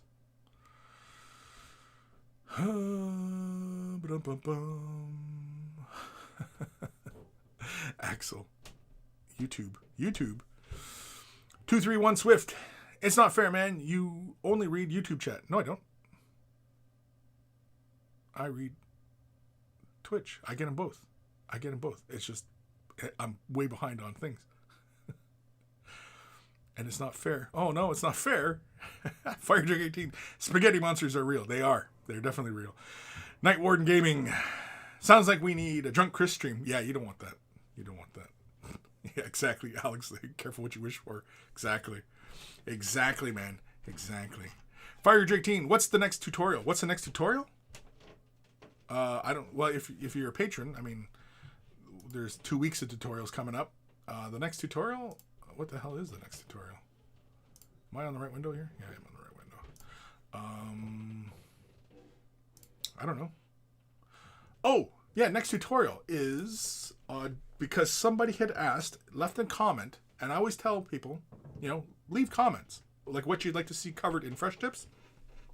Somebody had left a comment, how to do yellow plasma glow, because they had left it on the video on I had done blue plasma and green plasma, or maybe it was magenta, I can't remember, but yeah, I demonstrated doing yellow plasma because apparently, I don't know, you don't see a lot of the yellow plasma, so I did yellow plasma. That'll be Tuesday's video. That's the next tutorial. And then, of course, after that, I do a repaint on Grogu. On little Grogu over there. So there's some little bit of repaintage. James of Kent. Women have extra cone, hence the success of 50 Shades of Grey.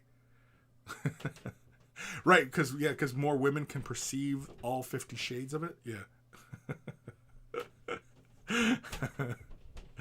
Yeah, I can't remember. I thought it was a Veritasium video.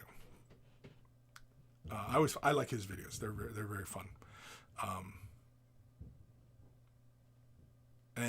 Yeah, it was on the extra cone in some people's eye, because some people can perceive the difference between two iterations of black right next to each other.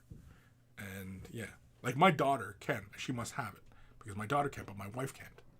She does not discern the slight variance in color between, for example, like if it was, a white that was titanium white and a white that was made from another white pigment. She could tell the difference between the two. They're not exactly the same. Anyway. But yeah, apparently, yeah, more women. Apparently men can have it too. But yeah, apparently it's mostly a woman thing that they can have this extra cone. I don't know if it's something that has been around forever or what, but yeah. Night Warden Gaming. I have fond memories of long drives in the back of the truck. Yeah, or the back of a pickup truck. Yeah, you can't ride in the back of a pickup truck, but you see it plenty of times in a lot of 80s movies, 70 movies, right? People just riding in the back of a pickup truck. Yeah. Because there's no seatbelts back there. You're not supposed to transport people, right? You're only supposed to, like, if you're having more than one person in a vehicle, they have to be in seatbelts, according to the law, at least here in North America. And, yeah, when I was a kid, yeah, riding around the back of a pickup truck. And, man, when life on the res, yeah, go bush bogging in the truck, man, you go flying out of the back. Go bush bogging? Oh, yeah. Oh, the memories. Get hurt? Of course you got hurt. Break a tooth? More than likely. Do we cry about it? Nope. Probably. But usually somebody hit you and said, quit crying.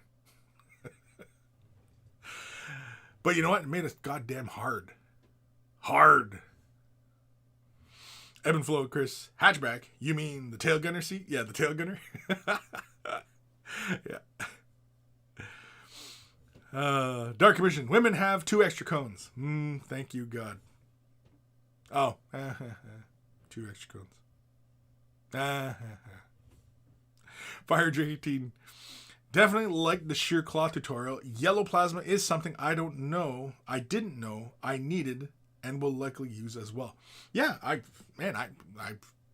didn't even think of yellow plasma either. I mean, like, and that was because somebody had left a question. And again, that's what this is all about. This whole channel is all about you guys, helping you guys get through your painting. And yeah, it's like, if somebody didn't ask that question about doing yellow plasma, and I did a quick look around, and I was like, yeah, they don't see like a lot of yellow plasma guns, right? Like the plasma coils being yellow. And so, yeah. So ask questions. Ask them. You know? It's not so much, throwing an idea forward. A legit question. That's the difference, right? I'm not looking for ideas like, do a video on Space Marines. Well, what do you want to see on Space Marines? Right?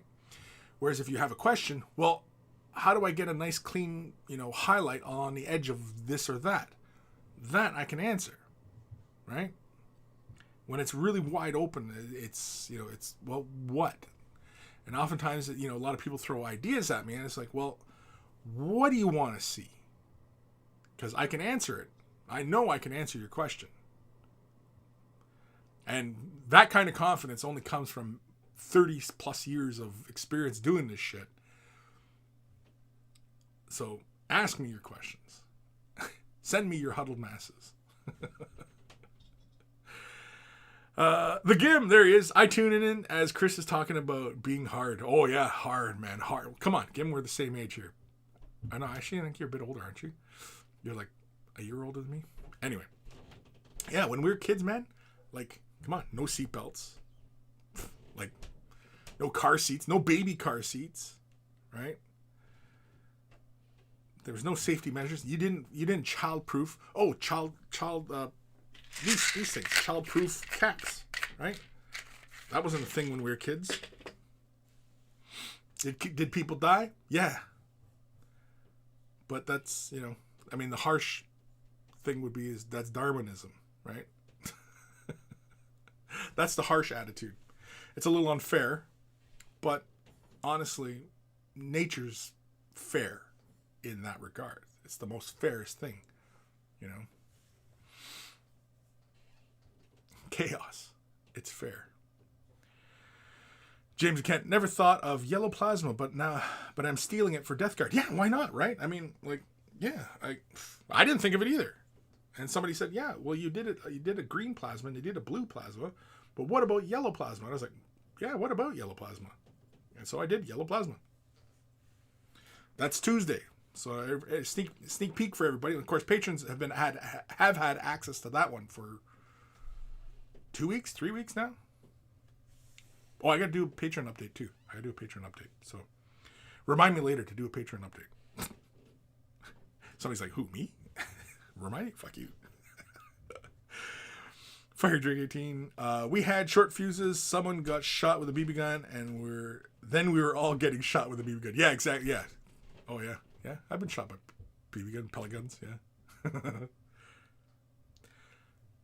Did we lose an eye? Somebody almost lost an eye. Yeah. Dark Commission. Man, I was born in black and white. Yeah, I had black and white growing up as a kid. Our TV was black and white. It was a little 13-inch black and white TV. That was our TV. Well, we didn't have a lot of money either, so, we were poor. James Kent, childproof caps are tampering with the very nature of evolution. Yeah, I mean, you can make the argument either way, and, a lot of people can say, well, we should be going in this route and we should be going this route. And that's a legit discussion. It's a legit discussion which way we think humanity should go.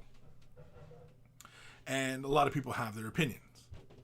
Some people subscribe to the exclusionary type of ideas, right? Well, only people with blonde hair, blue eyes should be, going forward and everybody else should be gone.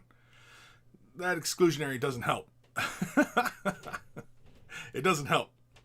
You know, people of only certain intelligence should be going forward, and all the dummies should be left behind. Okay, you know, again, there's many, many ideas, and, you know, not all of them are good. Some of them are pretty horrible. But they're out there. I'm not saying that, you know, obviously, you know, the entire planet should be blonde-haired and blue-eyed. The evidence would suggest otherwise. You know, blonde hair and blue eyes stems from an environmental change of the human animal. And that's it. That's all it is. Less sun, less sunlight. Right? What was it? It's for a lot of Nordic people. They get vitamin D or B from fish. Otherwise, they get rickets, right? Because they don't get sun, right? Most people on this planet get vitamins. Well, the sun produces vitamins in our skin, right? We need the sun, but there's people who, you know, who live in areas where they don't get a lot of sun, and so they got to get it from other sources. And yeah, apparently it's fish. Fish oil is really good for those of the disposition of, you know, not producing enough melanin. Yeah. Other words, white people. Just to save myself some time, I'm just gonna say white people. But yeah, that's all it is. It's just an evolutionary change. You know what I mean? All the people, like, if you stopped world travel right now, if you stopped world travel, okay, everybody who descended from somebody in Europe and is currently existing in North America, okay, given whatever length of time, would start to take on traits that shaped the people on this continent who are already here and would make them look a certain way. So if we were all in Africa, yeah, you bet your ass our skin would start to get darker. Everybody who, you know, was of a certain descent, and we all move. If everybody just moved to Africa, where there's tons of sunlight, right? Yeah, everybody's skin will get dark. Even people who were, you know, who's descended from Norway, generations down the road, their skin would get darker and darker and darker and darker. It's just an environmental change. That's all these things are. That's it. People think it makes them special. Not really. Maybe specially adapted to a particular environment. That's about it. Which is kind of weird because, like, when you really kind of think about it, right? Like, I'm going to be using general terms here, but for most people of European descent, you know, white people, which is going to lump all Europeans as just being white, even though today it's not the case. But anyway, you would think because of, you know, low sunlight, you know, and cooler environments, that you would take climate change very seriously, because the planet's going to get very, very hot, become very, very sunny. And when you're descended from an area where you're used to very cold climates, you tend to overheat quite a bit, right? Unless, of course, you're already evolved enough that your environmental changes allow for that excess heat, right? It's just very interesting that if you actually looked and thought about it in a real world kind of sense and an evolutionary type of sense, that climate change, you know, should be on the forefront. If you're actually concerned about, you know, lineages. Of course, that ends up falling into nationalism and, you know, shit like that. But anyway, it's just very interesting. Again, these are the kind of thoughts that I usually keep to myself. Just saying. I'm just saying. So yeah, basically, the point you should distill from this is that white people should be very concerned about climate change, because as the planet gets warmer, your physiology will change to adapt. Anyway, unless of course y'all live underground. Where the hell am I in these comments? I don't even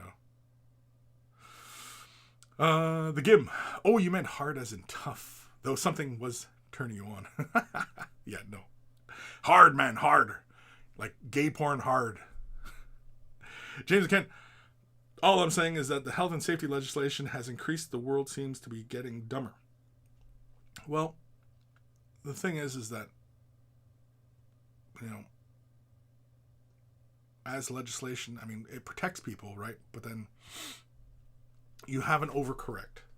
So then you need to come back, right? And it is never, it's never one thing. It's always, okay, well, let's push it this way. Oh, that's not quite much. Okay, well, then when we come back, oh, no, that's too much. You know what I mean? And you hopefully find some sort of equilibrium. And unfortunately, that's something that probably never reached in our lifetimes. Probably not even in your great-grandchildren's lifetimes, right? But hopefully, the point is that as we progress as a society, and again, as a fundamental core, just treating everybody with respect. Again, if that became a very real mindset, if I could just snap my finger and just make everybody just treat each other with absolute respect, yeah, you would see so much just stop. And everybody would just probably be a little bit happier. Everybody would just be a little bit happier. Some people would still want to dick with others, and that's unfortunate, but it's a fact of life. Dark Commission, but I thought only gingers were true humans and destined to rule the world. Yeah, that's again. I mean, yeah, those kind of notions. Yeah, like they're just silly. They're silly because I mean, again. It's it falls into the notion that particular bloodlines can be special, and they're not. They're not. Because when you start following into that kind of logic, then, that's how you end up with royalty, right? And I mean, North Americans, we've had a bout of royalty, and it's usually in the Mayans and Incas, right? As far as we understand it, but culturally speaking, I mean, Ojibways, we don't believe in royalty. Bloodlines are just a familial thing, just help determine who you are. It's a part of your identity, but it not so much in the sense that, one person is better than another. That idea is foreign. You know what I mean? And especially the idea that somebody is, destined from God. Again, another foreign idea that's ridiculous. Because again, once you start to adopting a evidence-based logic type of mindset, becoming very practical about things, the evidence doesn't support it. And of course, even the idea of God itself, right? And the whole notion of kings and queens is ridiculous. So, yeah. And so, yeah, these notions that we cling to, they're antiquated. And, need to evolve past them. And so that should be another indicator that we are not as far along as we think. I like to think we are. I like to think of cavemen as being, those simple brutes and stuff like that. Yet, these simple people made pyramids, cities, right? Complex mathematics, art, sculptures. You know what I mean? We're not doing any of that shit today. Who's creating the statue of David? Who's making a giant limestone pyramid? Who's doing that? Nobody's doing that. What's society doing? What is so great about this society that we're not creating great works like people did 5,000 years ago? What is so great about this society? Right? Come on. People, get real. Get real. Again, I bring us back to the analogy that we're all cattle in our own bins being fed. And that's it. You're just a little consumer to this. And it's not just like there's one group of people controlling and pulling the levers and anything like that. No. This is a self-perpetuating machine. We allow it because we give power away. We give it away.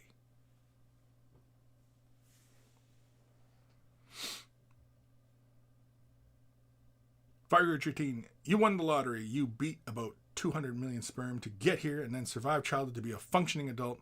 I've had 3 incidences that should have killed me as a kid. Oh, yeah, I've had a few. Yeah. Oh, yeah. The Gim, I grew up in Gully River. My parents let us play unsupervised in the woods. I still don't know how my brother or I made it through our childhood. Exactly, right? Exactly. It's kind of amazing, really. Kris, white people is an antiquated and potentially problematic term. It is more appropriate and acceptable to use the expression melanin challenged person. Challenged person. Somebody melanin challenged? Yeah. People of no color. Yeah, I again, I mean, like these silly rules, right? People of color, like, you know, somebody whose skin is very, very dark and you're calling them colored. Like, when, yeah, people who are pigment challenged tend to display more colors. Pinks, blues, greens, right? That's colored people. To my line of thinking, yeah. I only ever go from maybe 2 shades. I go dark and not so dark. In the winter, I get a little lighter. In the summer, I get darker. That's about it. And I don't change various shades. I don't go from pinks to blues to greens. You know, I don't change various colors. I'm not a chameleon. Talking about reptile people. The Gim. I could build great stuff all the time in Minecraft. Elbow cuff. Fire 18. But Kris, we can access porn faster than any generation before us. Is that not great? Sure. Again, it's all about feeding that little dopamine hit, right? It's a little blast of dopamine that you get. You know, like, without sounding like a crazy person, it really is more of a pacifier. Something to keep you complacent. It's a bit like, you know, the Matrix, essentially, right? Everybody's in their little pen and just feeding the entire system.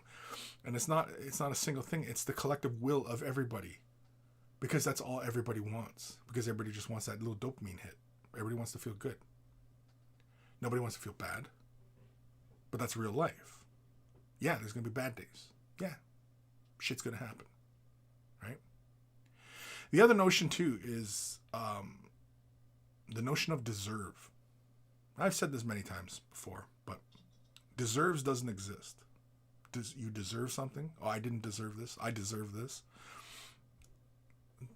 It's an entitled viewpoint, but it doesn't exist. Deserves doesn't exist. That's a made-up thing, right? Just like many things of our world we think are important or made up.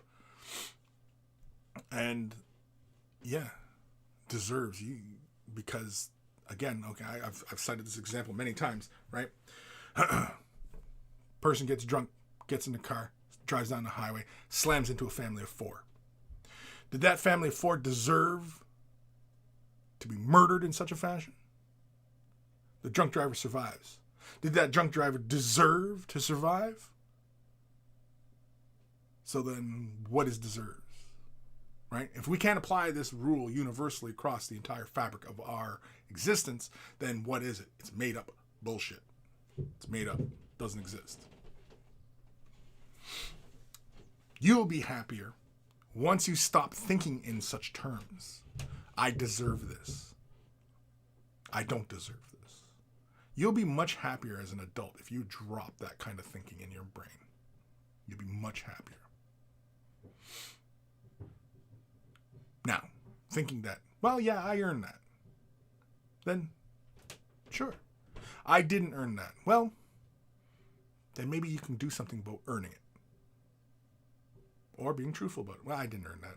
I got lucky. I didn't earn that. Right? Humility. Respect. Very important attributes in a healthy human being.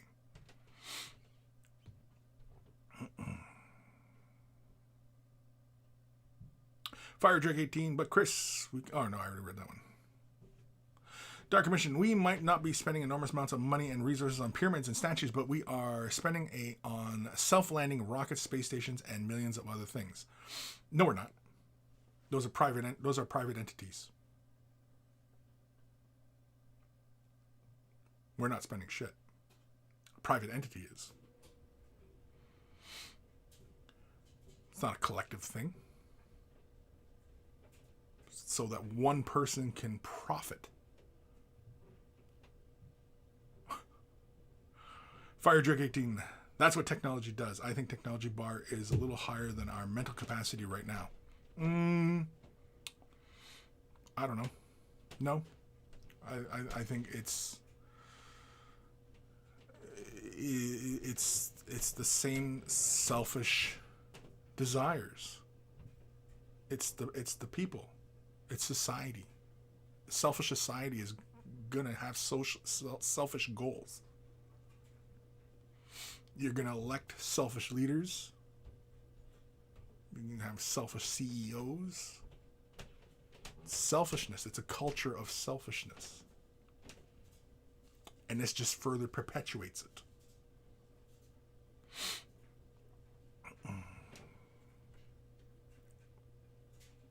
Evan Belleau, porn. Digital porn. Everybody in my generation knows digital porn is inferior product. Analog porn that is sun-bleached and weather-beaten, found in the woods, was superior. Kids today. Shh. Evan Belleau, gross. I denounce and reject myself. Yeah, I don't know. Dark Commission. I, as a poor English serf, have more possessions and resources now than the king did 500 years ago. Is that progress?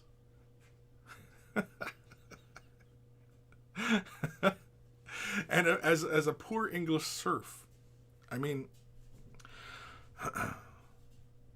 see, like, again, the idea that somebody is above me,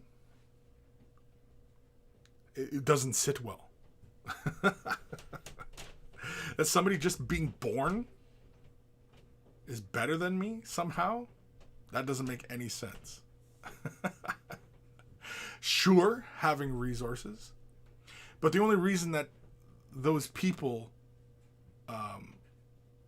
have that power is because you give them that power. That power stems from you. You're the source of their power because you give it to them.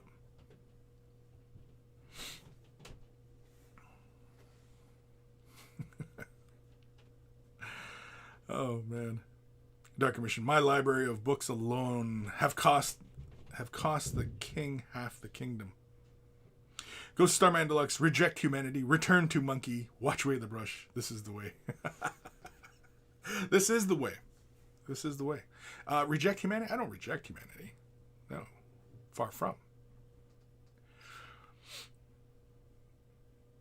In fact, I'm probably very optimistic as far as humanity is concerned. Probably more so than I would probably let on.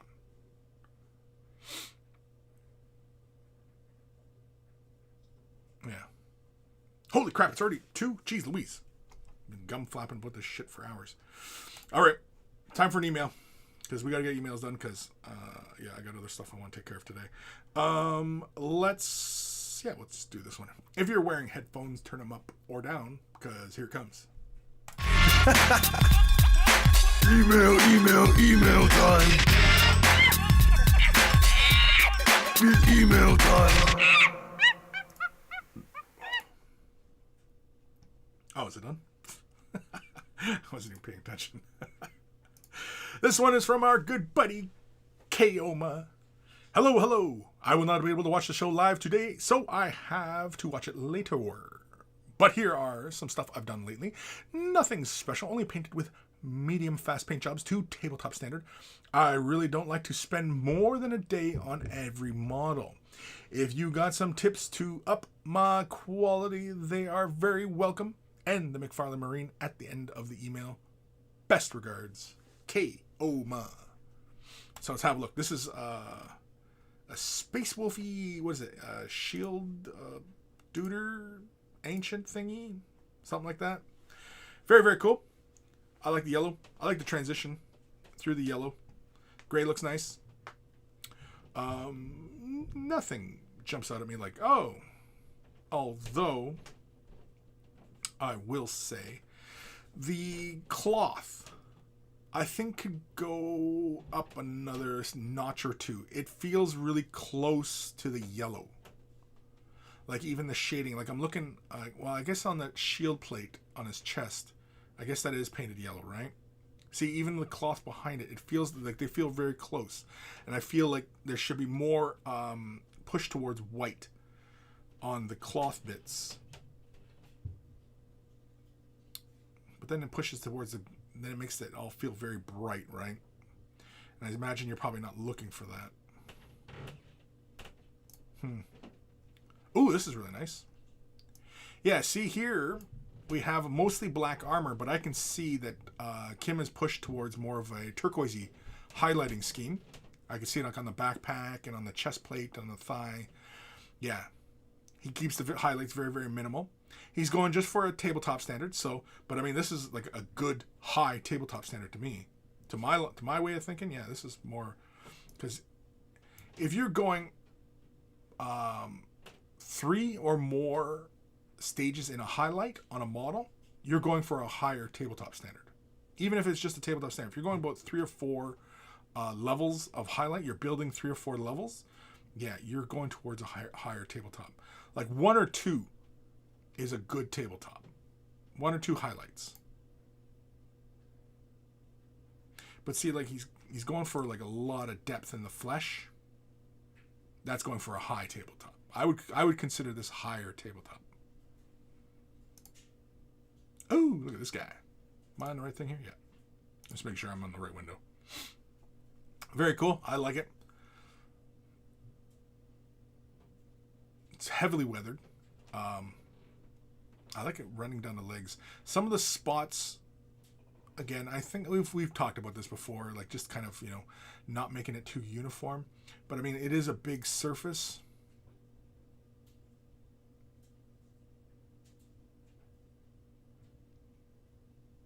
I like how nice and solid that red is on that shoulder pad, though. Looks cool. Oh, is this the catechin? Nice work on the flesh. It's like a random assortment here.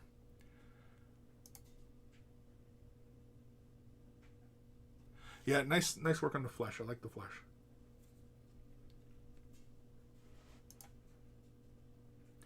Eradicators. Gun barrel. Kim. Gun barrel.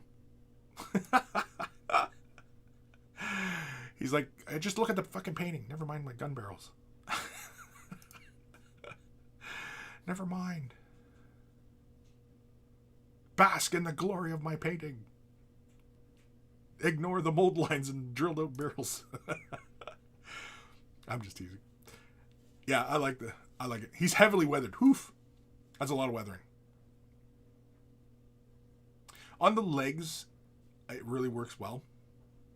On the thigh, the inner thigh, I don't know.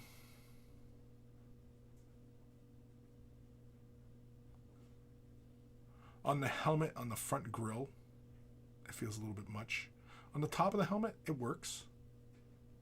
Again, I mean, like,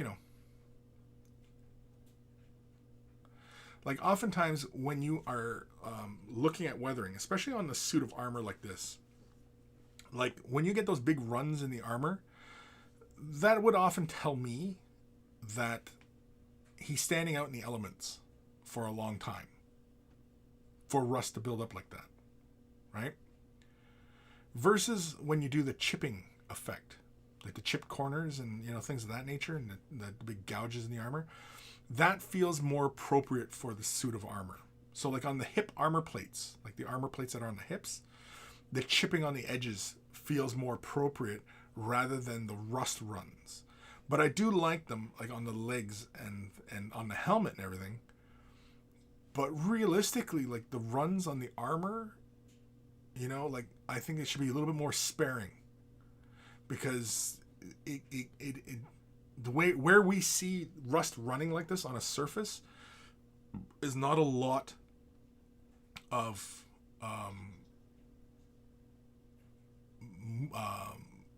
things that are moving a lot. I realize some, heavy equipment and stuff like that, you can see a lot of runs on them, but the main portions of elements, but these machines are often out in the elements anyway. A Space Marine suit, he's only on a planet a little while, even a corrosive planet, right? And then he goes back aboard his ship, or he's out in the vacuum of space, you know what I mean? Like, yeah. But anyway. That's more narrative. That's more narrative type nitpickiness than the actual, painting itself. This guy's really cool. I like it.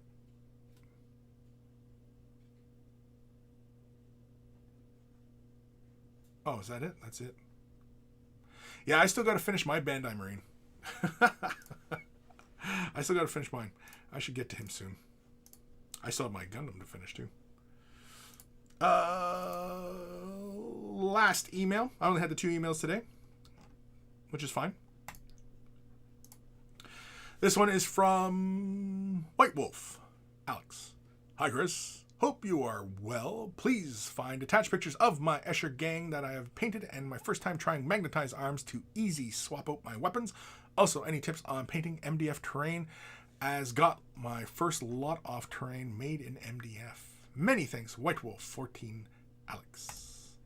And so let's have a look. Ooh, look at these guys. Now, isn't that the Dark Eldar beastie thingy?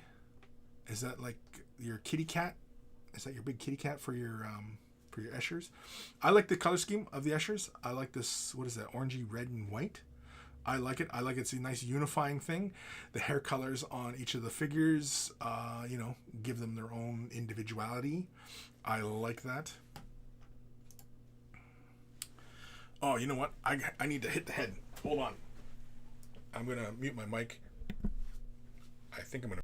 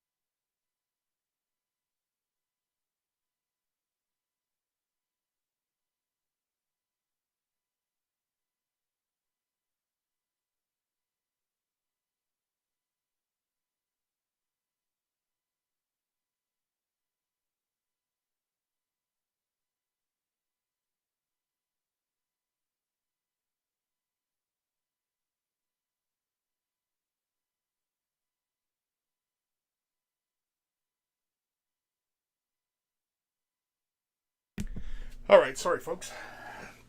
Had to take a break there, but allow you to enjoy the Escher gang. Yeah, sorry, I thought I could hang on to that till the end, but nope. So yeah, nice and clean. Yeah, I like the color scheme.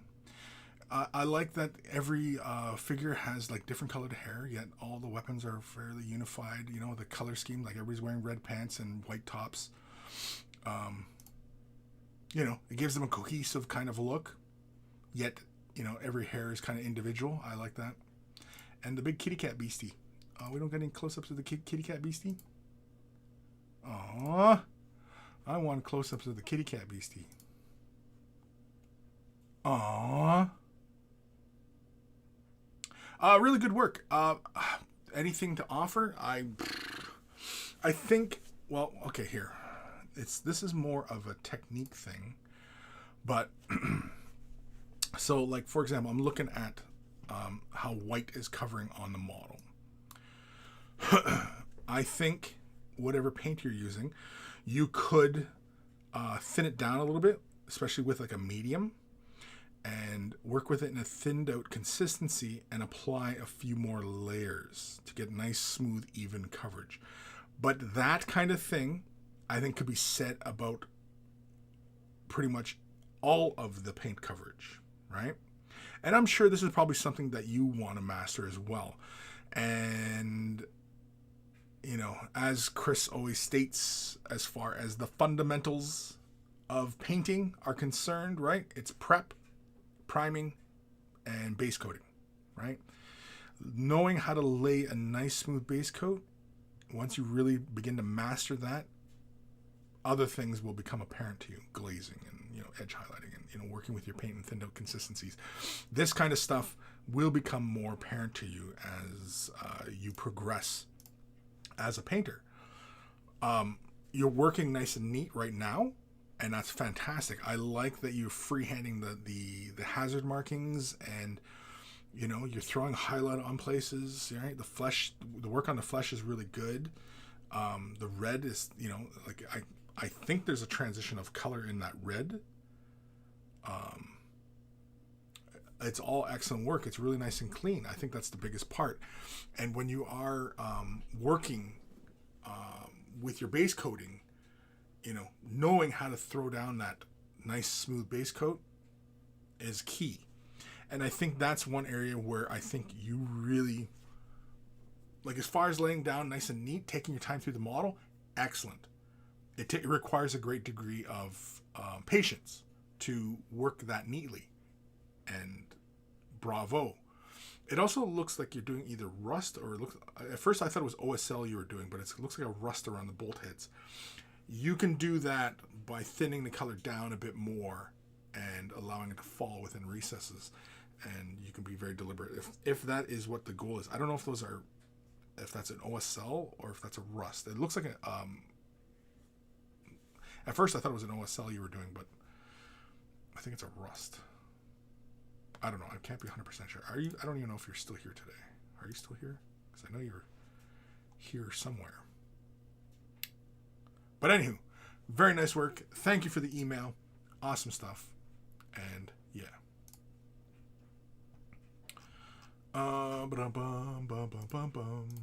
Really quickly here, I want to. Are you still here? Sorry, I'm just. Lord Krabby, Kris, we could do a Discord voice thing on Sunday, hang out with the monkeys or patron. I have been meaning to do some patron only time.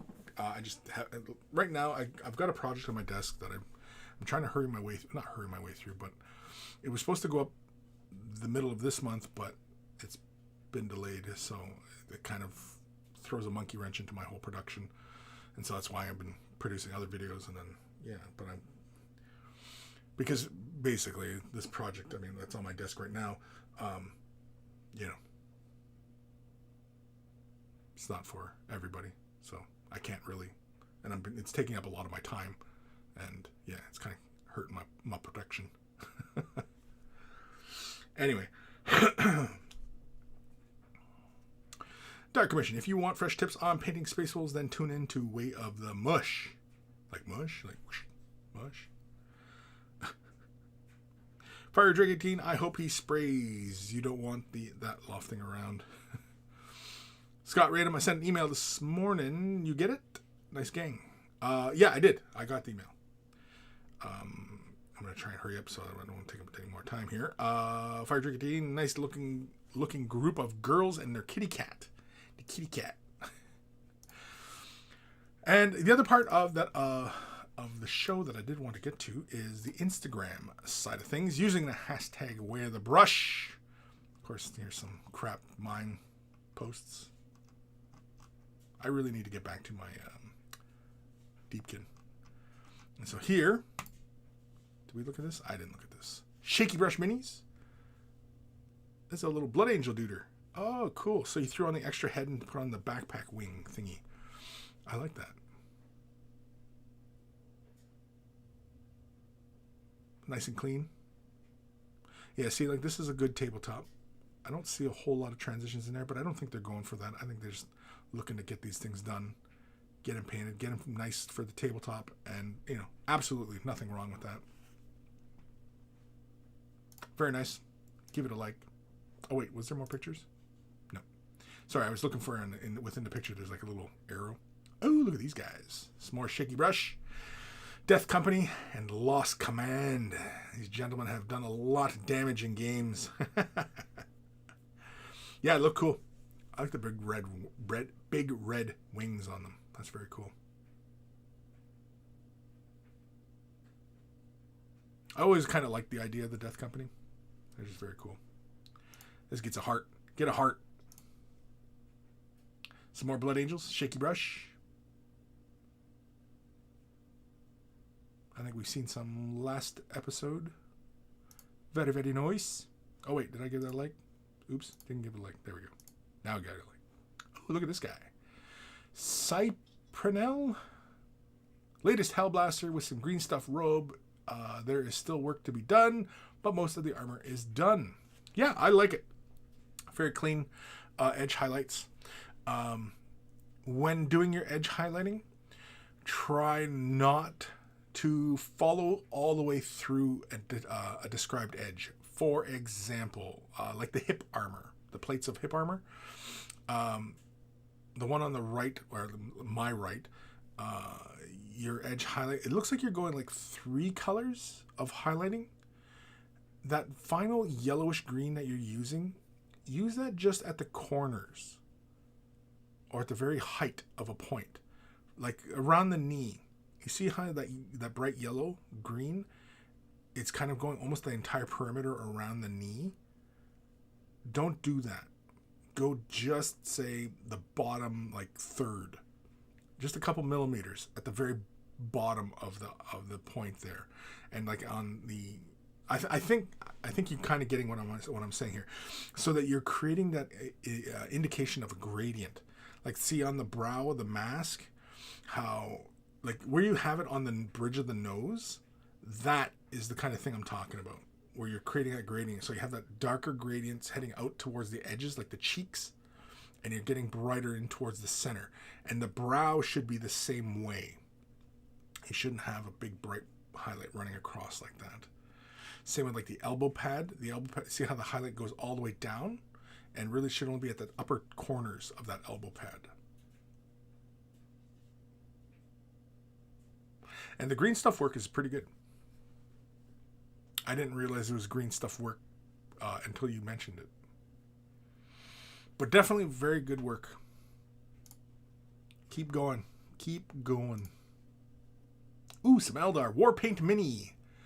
Will be nice once the metallics are on, plus the hair is completed. Very, very cool. I like this. Oh, wait. Did I like the previous one? I did. I like this. Simple head swap, but very effective. The back armor things, are those from a Wraithguard? I think they are. I like it. I like that it's just a straightforward head swap. For a lot of my Craft World Eldar, the unhelmeted guys, some of my conversion stuff, I often will use the old High Elves. They were perfect for it because they had like gems and they had like their hair and normal kind of things, whereas like the Dark Eldar stuff, and even the Dark Elves, they often have spikes and they kind of have aggressive looking faces versus the High Elves, which have a little bit more of a passive kind of look to them. Oh, did I give that a like? I did. Nick Dumont, there he is. Today, next to one of my first, I think I've learned a few things over the past 15 or so years. Awesome. Oop, there we go. Kind of double clicked. Definitely world of progression. A lot more control than where your paint's going. Working a lot cleaner, definitely. The other thing is too is also a lot more contrast, right? Like for example in the metals, you know, going to a nice deep dark and then going to a bright, and the grill of the face being much more controlled. Yes, definitely an improvement. Keep going. Fifth rate skier, Patrick. We'll just say Patrick. Getting back to the game club gave me motivation to work on painting these up. Very, very cool. Oh, I already like this one. Yeah. I liked, because, yeah, there's multiple pictures here. So he was, I guess, inspired by the tutorials I had produced on this said model. And so went for a bright magenta and metallic look. And I think he did very well.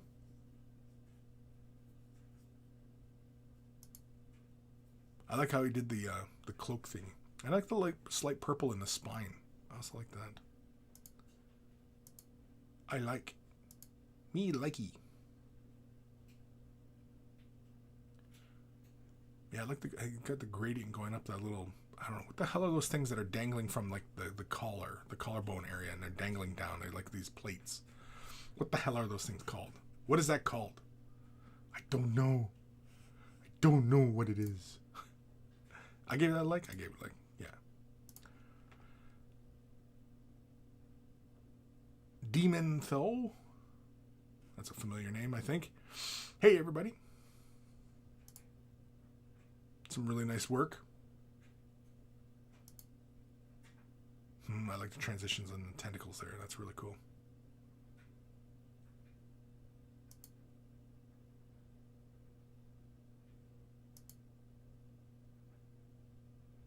Yeah, das is cool. I like all the texture in there. Like the slight dry brush just picks up all that texture and it gives the skin that extra amount of texture in there. Let's make sure we give this a like. Oh, I like this dude. He's creepy. Yeah, nice attention to all the little pocks and everything like that, like little bumps and boils and shit on their skin. Really nice work, man. Yes, me likey. Oh, some Plego Marines. Very cool.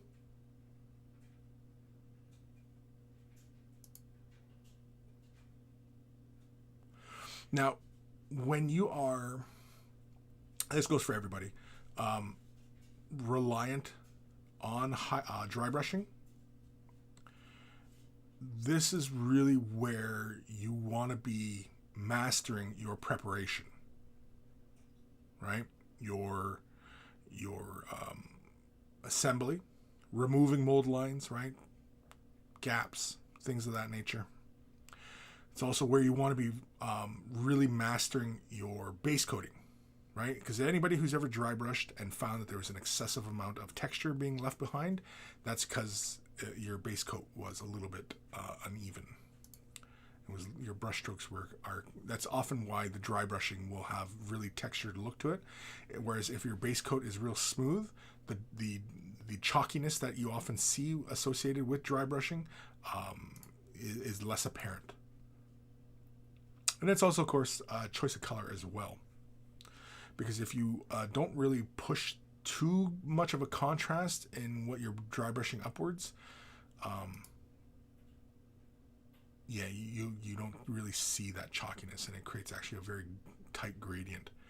Now, in these examples here, I'm seeing really good preparation, and the dry brushing, the texture that's left behind from the dry brushing actually works in the favor of the models, because it does add to that texture on the model, that sense of this pockmarked surface, you know.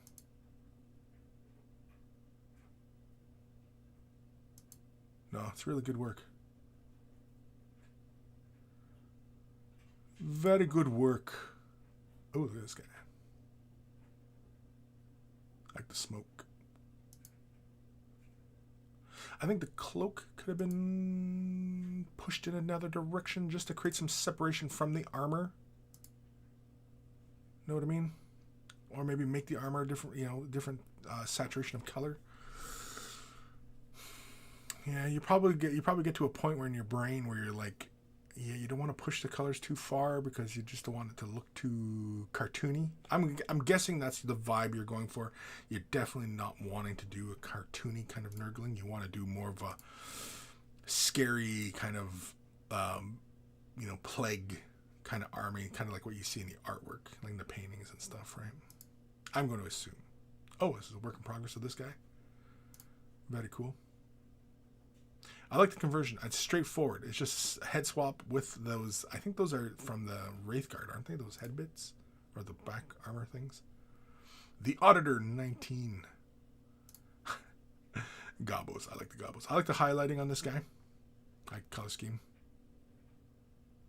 It all works for me.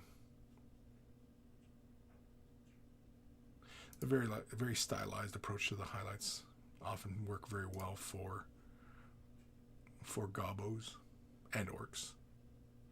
Heretic Scott, we had a look at these guys last week or a week previous. I really like them. I like the work he's doing. I liked his Necrons. His Necrons were really good. And this is definitely a step further in technique and execution than the Necrons. It feels like there's more attention paid to the way color shifts on surfaces and how many colors can appear on a surface. Even texture. Like looking at the backside here, we've got stippling going on up near the bum, but we have brush stroke, almost like a cross hatching, going on the end of the cloak. We're a mix of technique, and I like that. Yeah, I think we saw these guys last week. Yeah, we saw these. We saw this last week. It's old news. It's old news. It's old news. Comments? Is there any comments? White Wolf 14. Hi, Kris. Sorry, I had to pop away. Yeah, it was just rust on the ash. Okay, it was rust on those bases. Okay, because the way it was kind of on those bolts and it was kind of like a circular pattern, it felt very uniform, and it looked kind of like an OSL attempt, right? That's why I wasn't too sure if it was rust or if it's OSL. I think when you're doing rust, especially around bolt heads, I think you're better off taking a bit more water to your color, like whatever color you're using for the rust, and allowing it to pool within the recess. Not heavily, right? Just very slight amounts. And then you slowly kind of build up to that, and you get that really rusty gradient occurring on a surface. And allow it to fall within other areas. Don't just localize it to one spot, because then, yeah, it starts to take on that look that it's like an OSL effect or something like that. And especially if you're pushing towards brighter tones or brighter rust, right? Because the rust can either be in blue-greens or it can be in oranges, reds, browns, those kind of things, right? So, yeah, don't go for it. And like we were looking at, like Kaoma's Space Wolf McFarlane figure, when the rusting is kind of uniform, and this goes for many examples, when the rust and the weathering is too uniform looking, then it looks too uniform and it doesn't convey that sense of what you probably want. A very uneven look definitely is much more preferable and often conveys the idea that it's a weathered effect. Because weathering on vehicles and things of that nature, unless of course they're just ridiculously weathered, then yeah, but even once like an entire surface has become entirely rusted, it doesn't look like one uniform color. It has varying tones all over the place, right? Even in the texturing. But yeah. Scott Radom, love the Death Guard. Yeah, there was really nice work on the Death Guard. The dry brushing, it just got me on that because I could see the brush strokes and everything like that, but that's not a problem. In fact, on Death Guard, it actually works very nicely. And in fact, I had done a video a long time ago on Death Guard, just dry brushing, but actually applying the base coat with just stippling, using just a sponge. I didn't even use a brush. Basically, all I did was I took a mixture of browns and oranges, stippled that onto the surface because of that rough stippling motion. Then I took a base of green, filled in the majority of the armor plates with a deeper green, so it left the brown oranges in the recesses, right? And then because it was more stippling, and then dry brushed a very light green to bring out all the edges and corners and things like that. And that, because of all that stippling, the one dry brushed layer I did captured all that texture on it, and it actually looked a bit like old World War II tanks when they had that rough surface to them. That's how it looked. The armor looked like it was that like old World War II armor kind of look, and it actually was quite interesting. It was a fun model. I don't know if I still have the model. The tutorials are on Mini Wargaming site, but yeah. Anyway. James Kent, are we all painting Death Guard at the moment? Yeah, because I think Scott just sent me an email about Death Guard. He's working on Death Guard. You know what? We'll get to that here in a moment. Scott, I need your opinion on something in my email. Writer's block on the Mini. I'm too close to it and need a push. Okay. White Wolf, hi Kris. Sent a close-up of just the kitty. Oh, okay. Frijan? What was used for this effect? I'm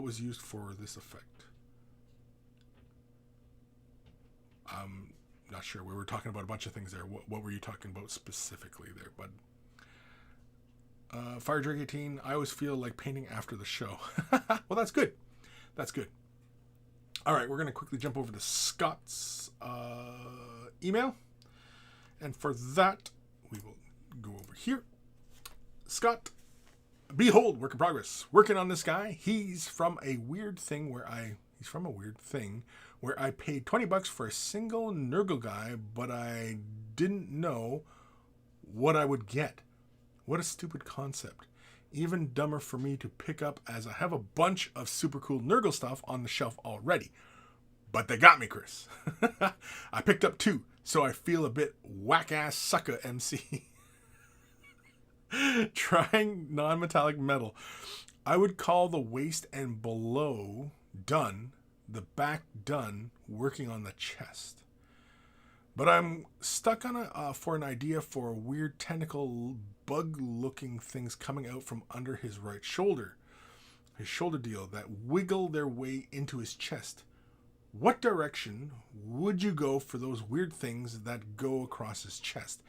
And of course, any other hints, tips, tricks, crits, thoughts, etc. welcomed. Be good. Don't forget to not buy random GW miniatures off store shelves when you can always just buy exactly what you want instead. Weird sales pitch from GW. Oh, those little gift bags. These are like the heroes. Is that what we're talking about here? Alrighty. Alrighty then. Okay, make sure I'm on the right window here. There we go. Okay, so Scott is doing some non-metallic metal on the Nurgle. Now, I assume we're only talking about non-metallic metal as far as it's concerned, as far as the trim, because the main portions of armor feel pretty straightforward. They don't feel like, it's non-metallic metal. The trim, though,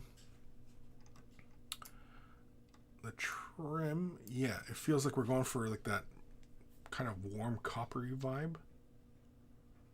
Is that what we're doing? The weathering on like the feet, that looks really good. I like that. The chipping. I like the color.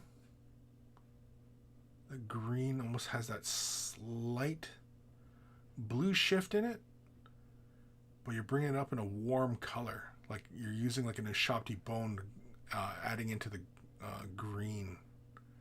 Almost looks like a black green or a blue green. What is the base coat? Or what are you shading the model with? I like the icon in this red. I like that. They said the tentacle thing's coming out of the body. Okay. What would I do them? If I was doing it with this color palette, which is this predominantly warm feeling, but with cool shadows. If I was going to get funky with it, I probably would maintain that vibe. So I would pick something fairly warm for the tentacles and shade with a cool color. Now, because you see a lot of Nurgle stuff with purpley type tentacles, I'd probably run with that. I would probably go with, say, a light flesh tone with a almost desaturated purple in the recesses, in the shadows of the tentacles. And if I wanted to get really funny, I'd probably create a texture on the tentacles, almost like worm segments, right? Like a centipede body, like little segments. If I wanted to get funny. If I'm going to spend a lot of time creating the effect. Now, the way it looks on the armor, it almost looks like it's part of the armor. Like the tentacles are coming out of the armor. But I realize that's probably not what's happening, right? These are tentacles coming out from the armor. They're not like big veins. Or are they? I don't know. I'm gonna quickly look at the chat here just in case. So Scott. It's bone over green shading with incubi darkness. Okay. Yeah, so you're shading with incubi darkness, which is kind of a blue green black, right? That's very cool. I like that. It gives you, like, again, you're seeing many colors at once, and it conveys that sickly appearance.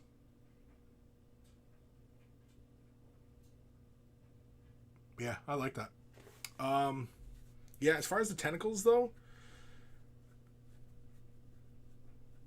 I probably would do them. But see, the armor goes up very bright. But you knock the armor down a bit with the weathering, right? With those, with the the brown runs, essentially. The brownish red. Because even that chest icon almost has that quality of the rust being a reddish brown, but you have those little spots of, almost looks like a blue in there, blue-green. In the recesses, almost like, looks like oxidization. So it gives you almost like this kind of impression of like a red bronze. Again, it's just playing with color, right? And it's just crazy made up stuff. But yeah, I really wouldn't do the tentacles any too close to red. Like purple, I realize has quite a bit of red, but I mean, when we're talking like purple, I'm talking about knocking it out. Not being so saturated purple, but the hint of purple. Like a flesh tone, like a bruised flesh for the tentacles. Shit, even doing them like almost undead tones. Very desaturated. Because your color palette is quite desaturated. It's not vibrant, bold colors. Well, the trim's kind of vibrant, but I imagine as you keep working your way through it.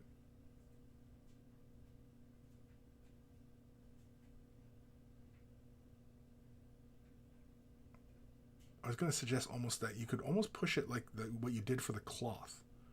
But then you stop having that leathery feeling. Whereas you want the tentacles to kind of have that supernatural kind of monstery kind of vibe to it. Yeah, I think kind of going for a bit more of a purple cast in the tentacles. The tentacles being, the tentacles can be almost any color. I would probably go with like a flesh tone. I wouldn't go with a healthy flesh tone. Hell, you could even go with a sickly green flesh. It would feel very close to the armor though, but if you push the shadows towards the purple side of things, it would feel separate from the armor. Does that make sense, Scott? I don't even know if that makes any sense, bud.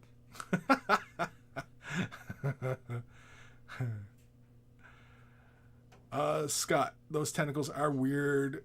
Come from under the shoulder pad. I went for a copper and verdigris on the chest. Oh, okay, so it's more of a copper tone. Okay.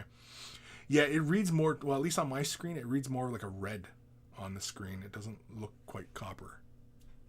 Copper, it has red in it, but it has more brown, orange, red kind of thing, right? It's more of a brown orange. At least that's the way I've always seen copper. Scott, maybe like Slanesh Demonette hide for those tentacles? No, I wasn't thinking like that. Although you could, I suppose. Because like you have such you're building such contrasty type of shadows, right? Like like in all your shadow points, you're going very dark. And so I think you should continue to do that on the tentacles to push towards darker tones, especially to create the separation, because obviously I think these things are supposed to be sitting on top, like they're coming out from his armor, from the seams of his armor, right? And so having the flesh tone kind of implies that it was the guy, that these tentacles are coming out from the man himself, right? And so I would push towards like a purpley black. I mean, if it was me, I'd probably just building slight glazes of shyish purple using contrast and push those tones down. And then if I wanted to really kind of knock some saturation out of them, then I could probably throw in a bit of a black or a blue-gray in there. Even a blue-purple as a shadow. Doesn't have to push towards a red-purple. It could be a blue-purple as well. So that you kind of keep that blue cast that areas have. Yeah, I didn't realize, like, are you doing a non-metallic metal on the icon? Because I would have flipped the direction of the highlights on the belly icon if I was going for a non-metallic metal look there. But again, it is kind of tricky doing non-metallic metal on Nurgle models, especially when you're trying to play to the character, right? Like what the aesthetic is supposed to be. I think like on the main bulk of the armor, I think the colors work really great. I love the weathering on them. On the trim, some areas read like non-metallic metal, but some don't. And I think it's because like the belly icon, like I was reading it like more like it was a red solid object rather than copper. But now that you said it's copper, if I was to interpret that, the highlighting should have flipped. The brighter tones being at the bottom and just a stark edge highlight on high points. But see, then that creates the impression that it's a shinier metal, right? And with Nurgle, it really should be more of a burnished or oxidized, and so there really shouldn't be that much color reflecting back. But yeah.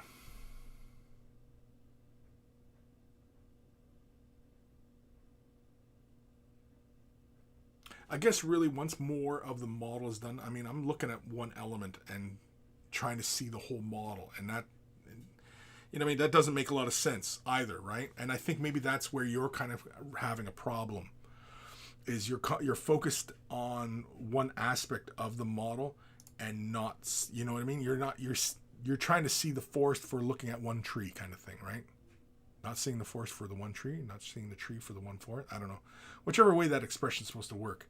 I think that's the kind of thing you're falling into there. Is yeah. So you're concentrating on this one aspect, and see, this is why I don't paint like this. I prefer to get a feel for the whole thing, so I will base coat an entire area.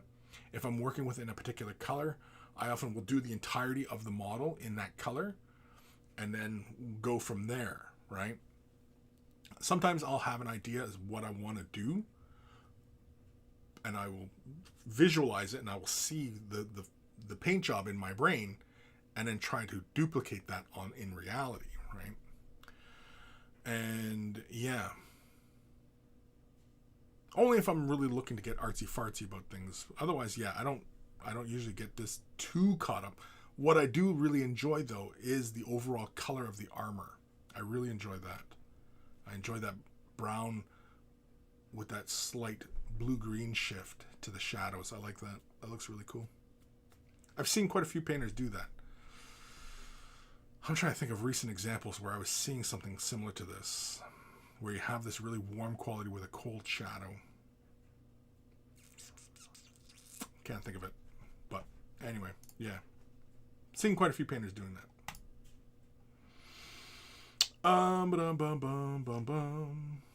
Time we at here. Holy cramally. We're 46 minutes OT.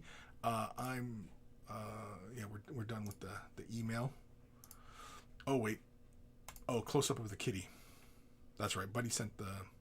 White Wolf sent the close up of the kitty. Okay, well, let's quickly look at the kitty.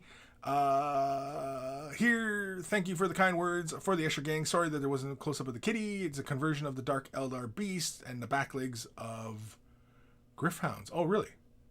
Oh, I didn't realize he was a full-on conversion. Oh. Let's go here. Oh, okay. I didn't realize he was a conversioning. Well, very, very cool. I think a slight dry brush could really bring forward that texture, because like the model has such great... Oh, okay, I see now the back end. Very, very cool. Yeah, that's crazy ass looking thing. That's crazy looking now. That's even crazier. That's fun though. The legs match up to the body pretty darn good. Good work on that. Yeah. Yeah, I think a slight dry brush, just not over the entirety. Again, a lot of times people go kind of overboard on the dry brush. Just like at a bit on the shoulder, a bit through the spine, at the elbow, top of the hand. Just a few key areas.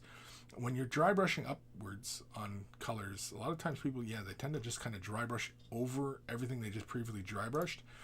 And it's just like layering your highlights, and you always want to work smaller and smaller. And so when you're dry brushing, you're often, when you're getting brighter colors, you're not, you know what I mean? Like if I was dry brushing the entirety of an arm, and I would say it was a dark brown, and then I go with a light brown, and then so I dry brush the entirety, and then I'm going to go lighter brown.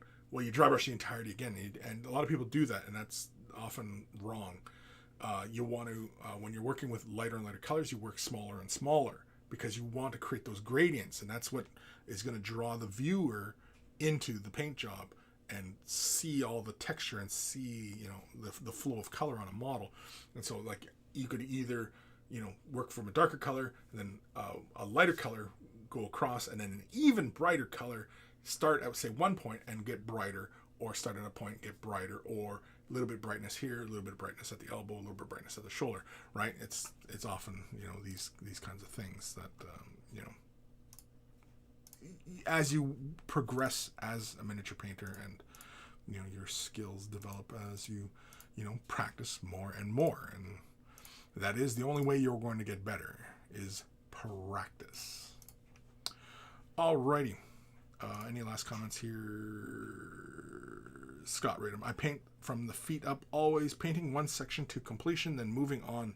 Just how my brain works. Yes, I can't do that. I've tried to paint models like that, where I concentrate on one thing and rendered it all the way to completion. That makes like no sense for me. To start at a point of a model, render that to completion, and then work on another segment and render that to completion. That makes no sense. If I'm working on flesh, then I paint all the flesh. If I'm working on the armor, I paint all the armor. If I'm working on the hair, I paint all the hair. You know what I mean? Like that's the way I work. Sometimes I often will find it helps to say, for example, well, Space Marines are bad examples for this, because Space Marines are pretty much just one color.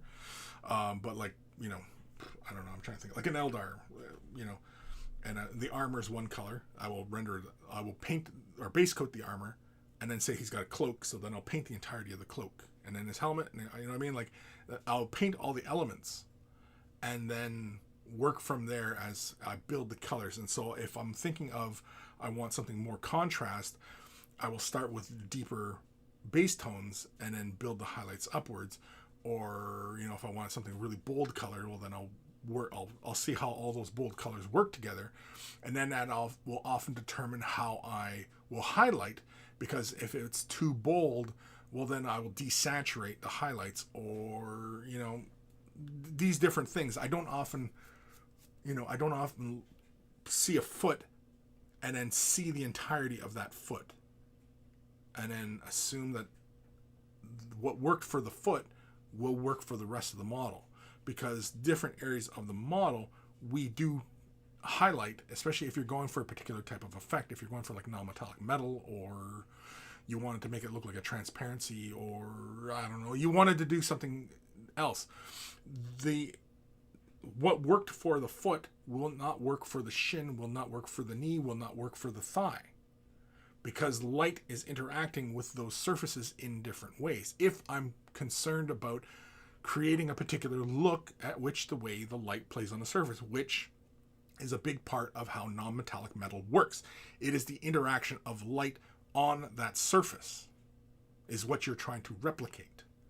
And so how you paint the foot is not how you're going to paint the shin, is not how you're going to paint the knee, is not how you're going to paint the thigh. Light interacts with those surfaces differently in that same instance. Does that make sense? At least for me, that's how that makes sense. Because when you're painting non-metallic metal, you're just simply duplicating how light interacts with the surface. And same with like object source lighting. It is just simply how light interacts with a surface. So realistically, they're all pretty much the same thing. And in fact, you really, to look at it in the most simplest terms, it is painting. And it's how light interacts with a surface. And that's painting itself, really. Anyway. Dark Commission, I always start on the face. Yeah, see, like for me, when I paint, unless I'm demonstrating it, but if I'm painting for myself, I often just start with the biggest surface and then go from there. Yeah, I often will start with the biggest surface and then, or what's going to be the most surface. So, if it's a Space Marine with a cloak, well, then I'll paint the armor and then the cloak. Why? Because there's more armor, right? Typically. You know what I mean? Like that kind of thing. That's often how I work through my painting. So I'll work with the largest surface first, render that. Or for a lot of older school models, they often will have deeper areas like recessed details. And so you would paint those things first and then kind of build outwards, right? Get to the hard stuff first and then build out. But if you work in sub-assemblies, then it's really not an issue, because then you just paint the interior, slap the parts on, paint, you know what I mean? I guess what we're saying basically is there's not one way to go about painting a miniature, right? You can paint the foot, paint the knee, paint whatever, right? Go that entire route. You can paint largest area first. You can paint deepest areas first. You know what I mean? Like, it's entirely up to you. It's really, there's no right or wrong way. Like, the way Scott works on the model, and way I know many painters do that. It's not a right way or a wrong way. It's just a way, So, anyway. Scott, it helps my mental progress meter to be able to see how far along I am on a piece, to go in bits. It's weird, but I love it. Sure. Yeah, for me, I often don't really worry about how far I am into a miniature. The miniature's done when I say it's done. And oftentimes it's not done. So if I painted a foot and rendered the foot the entire way up, to realization, I don't see that as being, 1/10 of the way done the model. Because like most paintings, they're just done when they're done. I don't, yeah. I often don't see it like in those terms. Fire Drake 18, I try from the inside out. Yeah, like when you had like some old school details, like say for example, like the character has a cloak, but they have like a necklace and it's kind of like inside recessed, you paint that kind of first, and then you can paint the rest of it outside, and or like the face, like a Terminator helmet, right? And the guy's face is further inside. Well, yeah, you start at the face, and then that way you can build outwards, and that way you don't have to worry about painting the armor and then go, oh, I got to go inside and paint the face, and oh, I hit the side of the armor, so now I got to cover that over. You know what I mean? Like, it's just so you avoid that kind of crap, right? Rumen Matinov, this is the way. Hey, everyone. Hey. Welcome, Rumen. Been a while. Rather late. It's my birthday, so I'm excited. Well, happy birthday, Rumen. Happy birthday. Fire 18, happy birthday. No excuses. No excuses. Yeah, no excuses. There's no excuses. There's no mercy in this dojo. There's no excuses in this dojo. I think, well, Rumen's been around long enough that I think Rumen knows the drill. Anything that I say that comes out of my mouth, excuse me, I don't think Rumen would be surprised by. Especially some of the shit we were talking about today. Anywho, on that note, we're done. We're 57 minutes over time. So we're going to call her there. Thank you guys for sending emails in. And again, if you want your questions answered, send them to Kris@wayofthebrush.com. It's in the description below, as well as a link to wayofthebrush.com, central hub of all this silliness. Has links to all the social medias, as well as Discord. Join us on Discord. It's a lot of fun. We keep the conversation rolling there 24/7. And of course, if you ask questions, feel free to post them in the Discord. We have many different channels and topics and areas to discuss, and usually conversations roll from one channel to the other, but that's such as the monkeys. But anyway, yeah, so it's a lot of fun. Join us on Discord. It's in the description below, as well as at wayofthebrush.com. It's all over the place. It's all you'll find this stuff. I can't even remember where the rest of this is going. Okay, Discord, yeah, wayofthebrush.com, central hub, yeah. T-shirts. You want to get yourself a t-shirt? Look like a connoisseur of all that is good and holy in this world. They're wearing a Way of the Brush t-shirt. And of course, if you purchase yourself a shirt, send a picture of yourself in your shirt, and I will add it to the Monkey Shrine, which is also at wayofthebrush.com. And also find a link for Patreon. It's how I keep the lights on. It's how I keep this channel going. It's how I pay for all the stuff and things like that. So you want to help me continue to do what I do, which is educate and inform and sometimes entertain. Patreon's how it's going to happen. So a huge thank you to all my patrons who currently support and everybody who is considering supporting. A huge thank you. There are various tiers to support, so click whatever makes sense to you, and a huge thank you to everybody who does. And if you're not able to support monetarily, i.e. money, thumbing up the video, liking, following, subscribing, sharing, ringing the bell, and all that other stuff helps the video and channel grow and get populated and show to other people who might be interested in helping and supporting. And so just by clicking the button a couple times, you're helping me out a great deal. So huge thank you to everybody who does. And of course, speaking of thank yous, big thank you to Carl, aka Guy Muir Alfer, aka Beer and Blood Bowl, to his YouTube channel. Check him out if you love yourself some beer, you love yourself some Blood Bowl. Beer and Blood Bowl is where it's at. We always take the time to thank Carl, even though he is no longer with us, for taking the time out of his busy day to create the email jingles that play before the email segment of the show. So always much love to Carl. And of course, speaking of love, much love to my baby brother Evan, for creating the intro, outro music that plays in the begin and end of the show. So always much love to my baby bro, Evan. And of course, if you're into rare comics, like you're into them, like right into rare comics, check them out. EB Comics in the description below. EB Comics. I mean, like rare, like we're talking rare, like the kind of stuff that, if Jesus was into comics, that was the kind of stuff he was going around and he was preaching and he was walking around Galilee and he's, oh yeah, latest issue of Batman. Got it right here. He's got those rare comics. Yeah, I just said Jesus was reading comics back in the day while he was preaching. Yeah, that's what I said. Somebody was like, you can't fucking do that. Well, I just did it. So there you go. Ghost Starman Deluxe. Happy birthday, Roman. It's my mother's. There's two, actually. Your mother's two? Wait, what the fuck went on in the family? Well, happy birthday to your mother, Ghost Starman. And happy birthday, Rumen. Fire Drag 18, no. Go for the record, Kris. You've got 50 more minutes. No, I'm not. No, it's a 3-hour show today. This is supposed to be 120 minutes. God damn it. It's not supposed to be a 3-hour show. What is this, Gilligan's Island? 12-hour cruise, was it? 5-hour? Fuck, I can't remember. I'm going to start singing the Gilligan Island song. Ugh, I'm tired now. I need something to eat. I'm getting hungry. You guys are interrupting my food. Like Buddy from Fifth Element.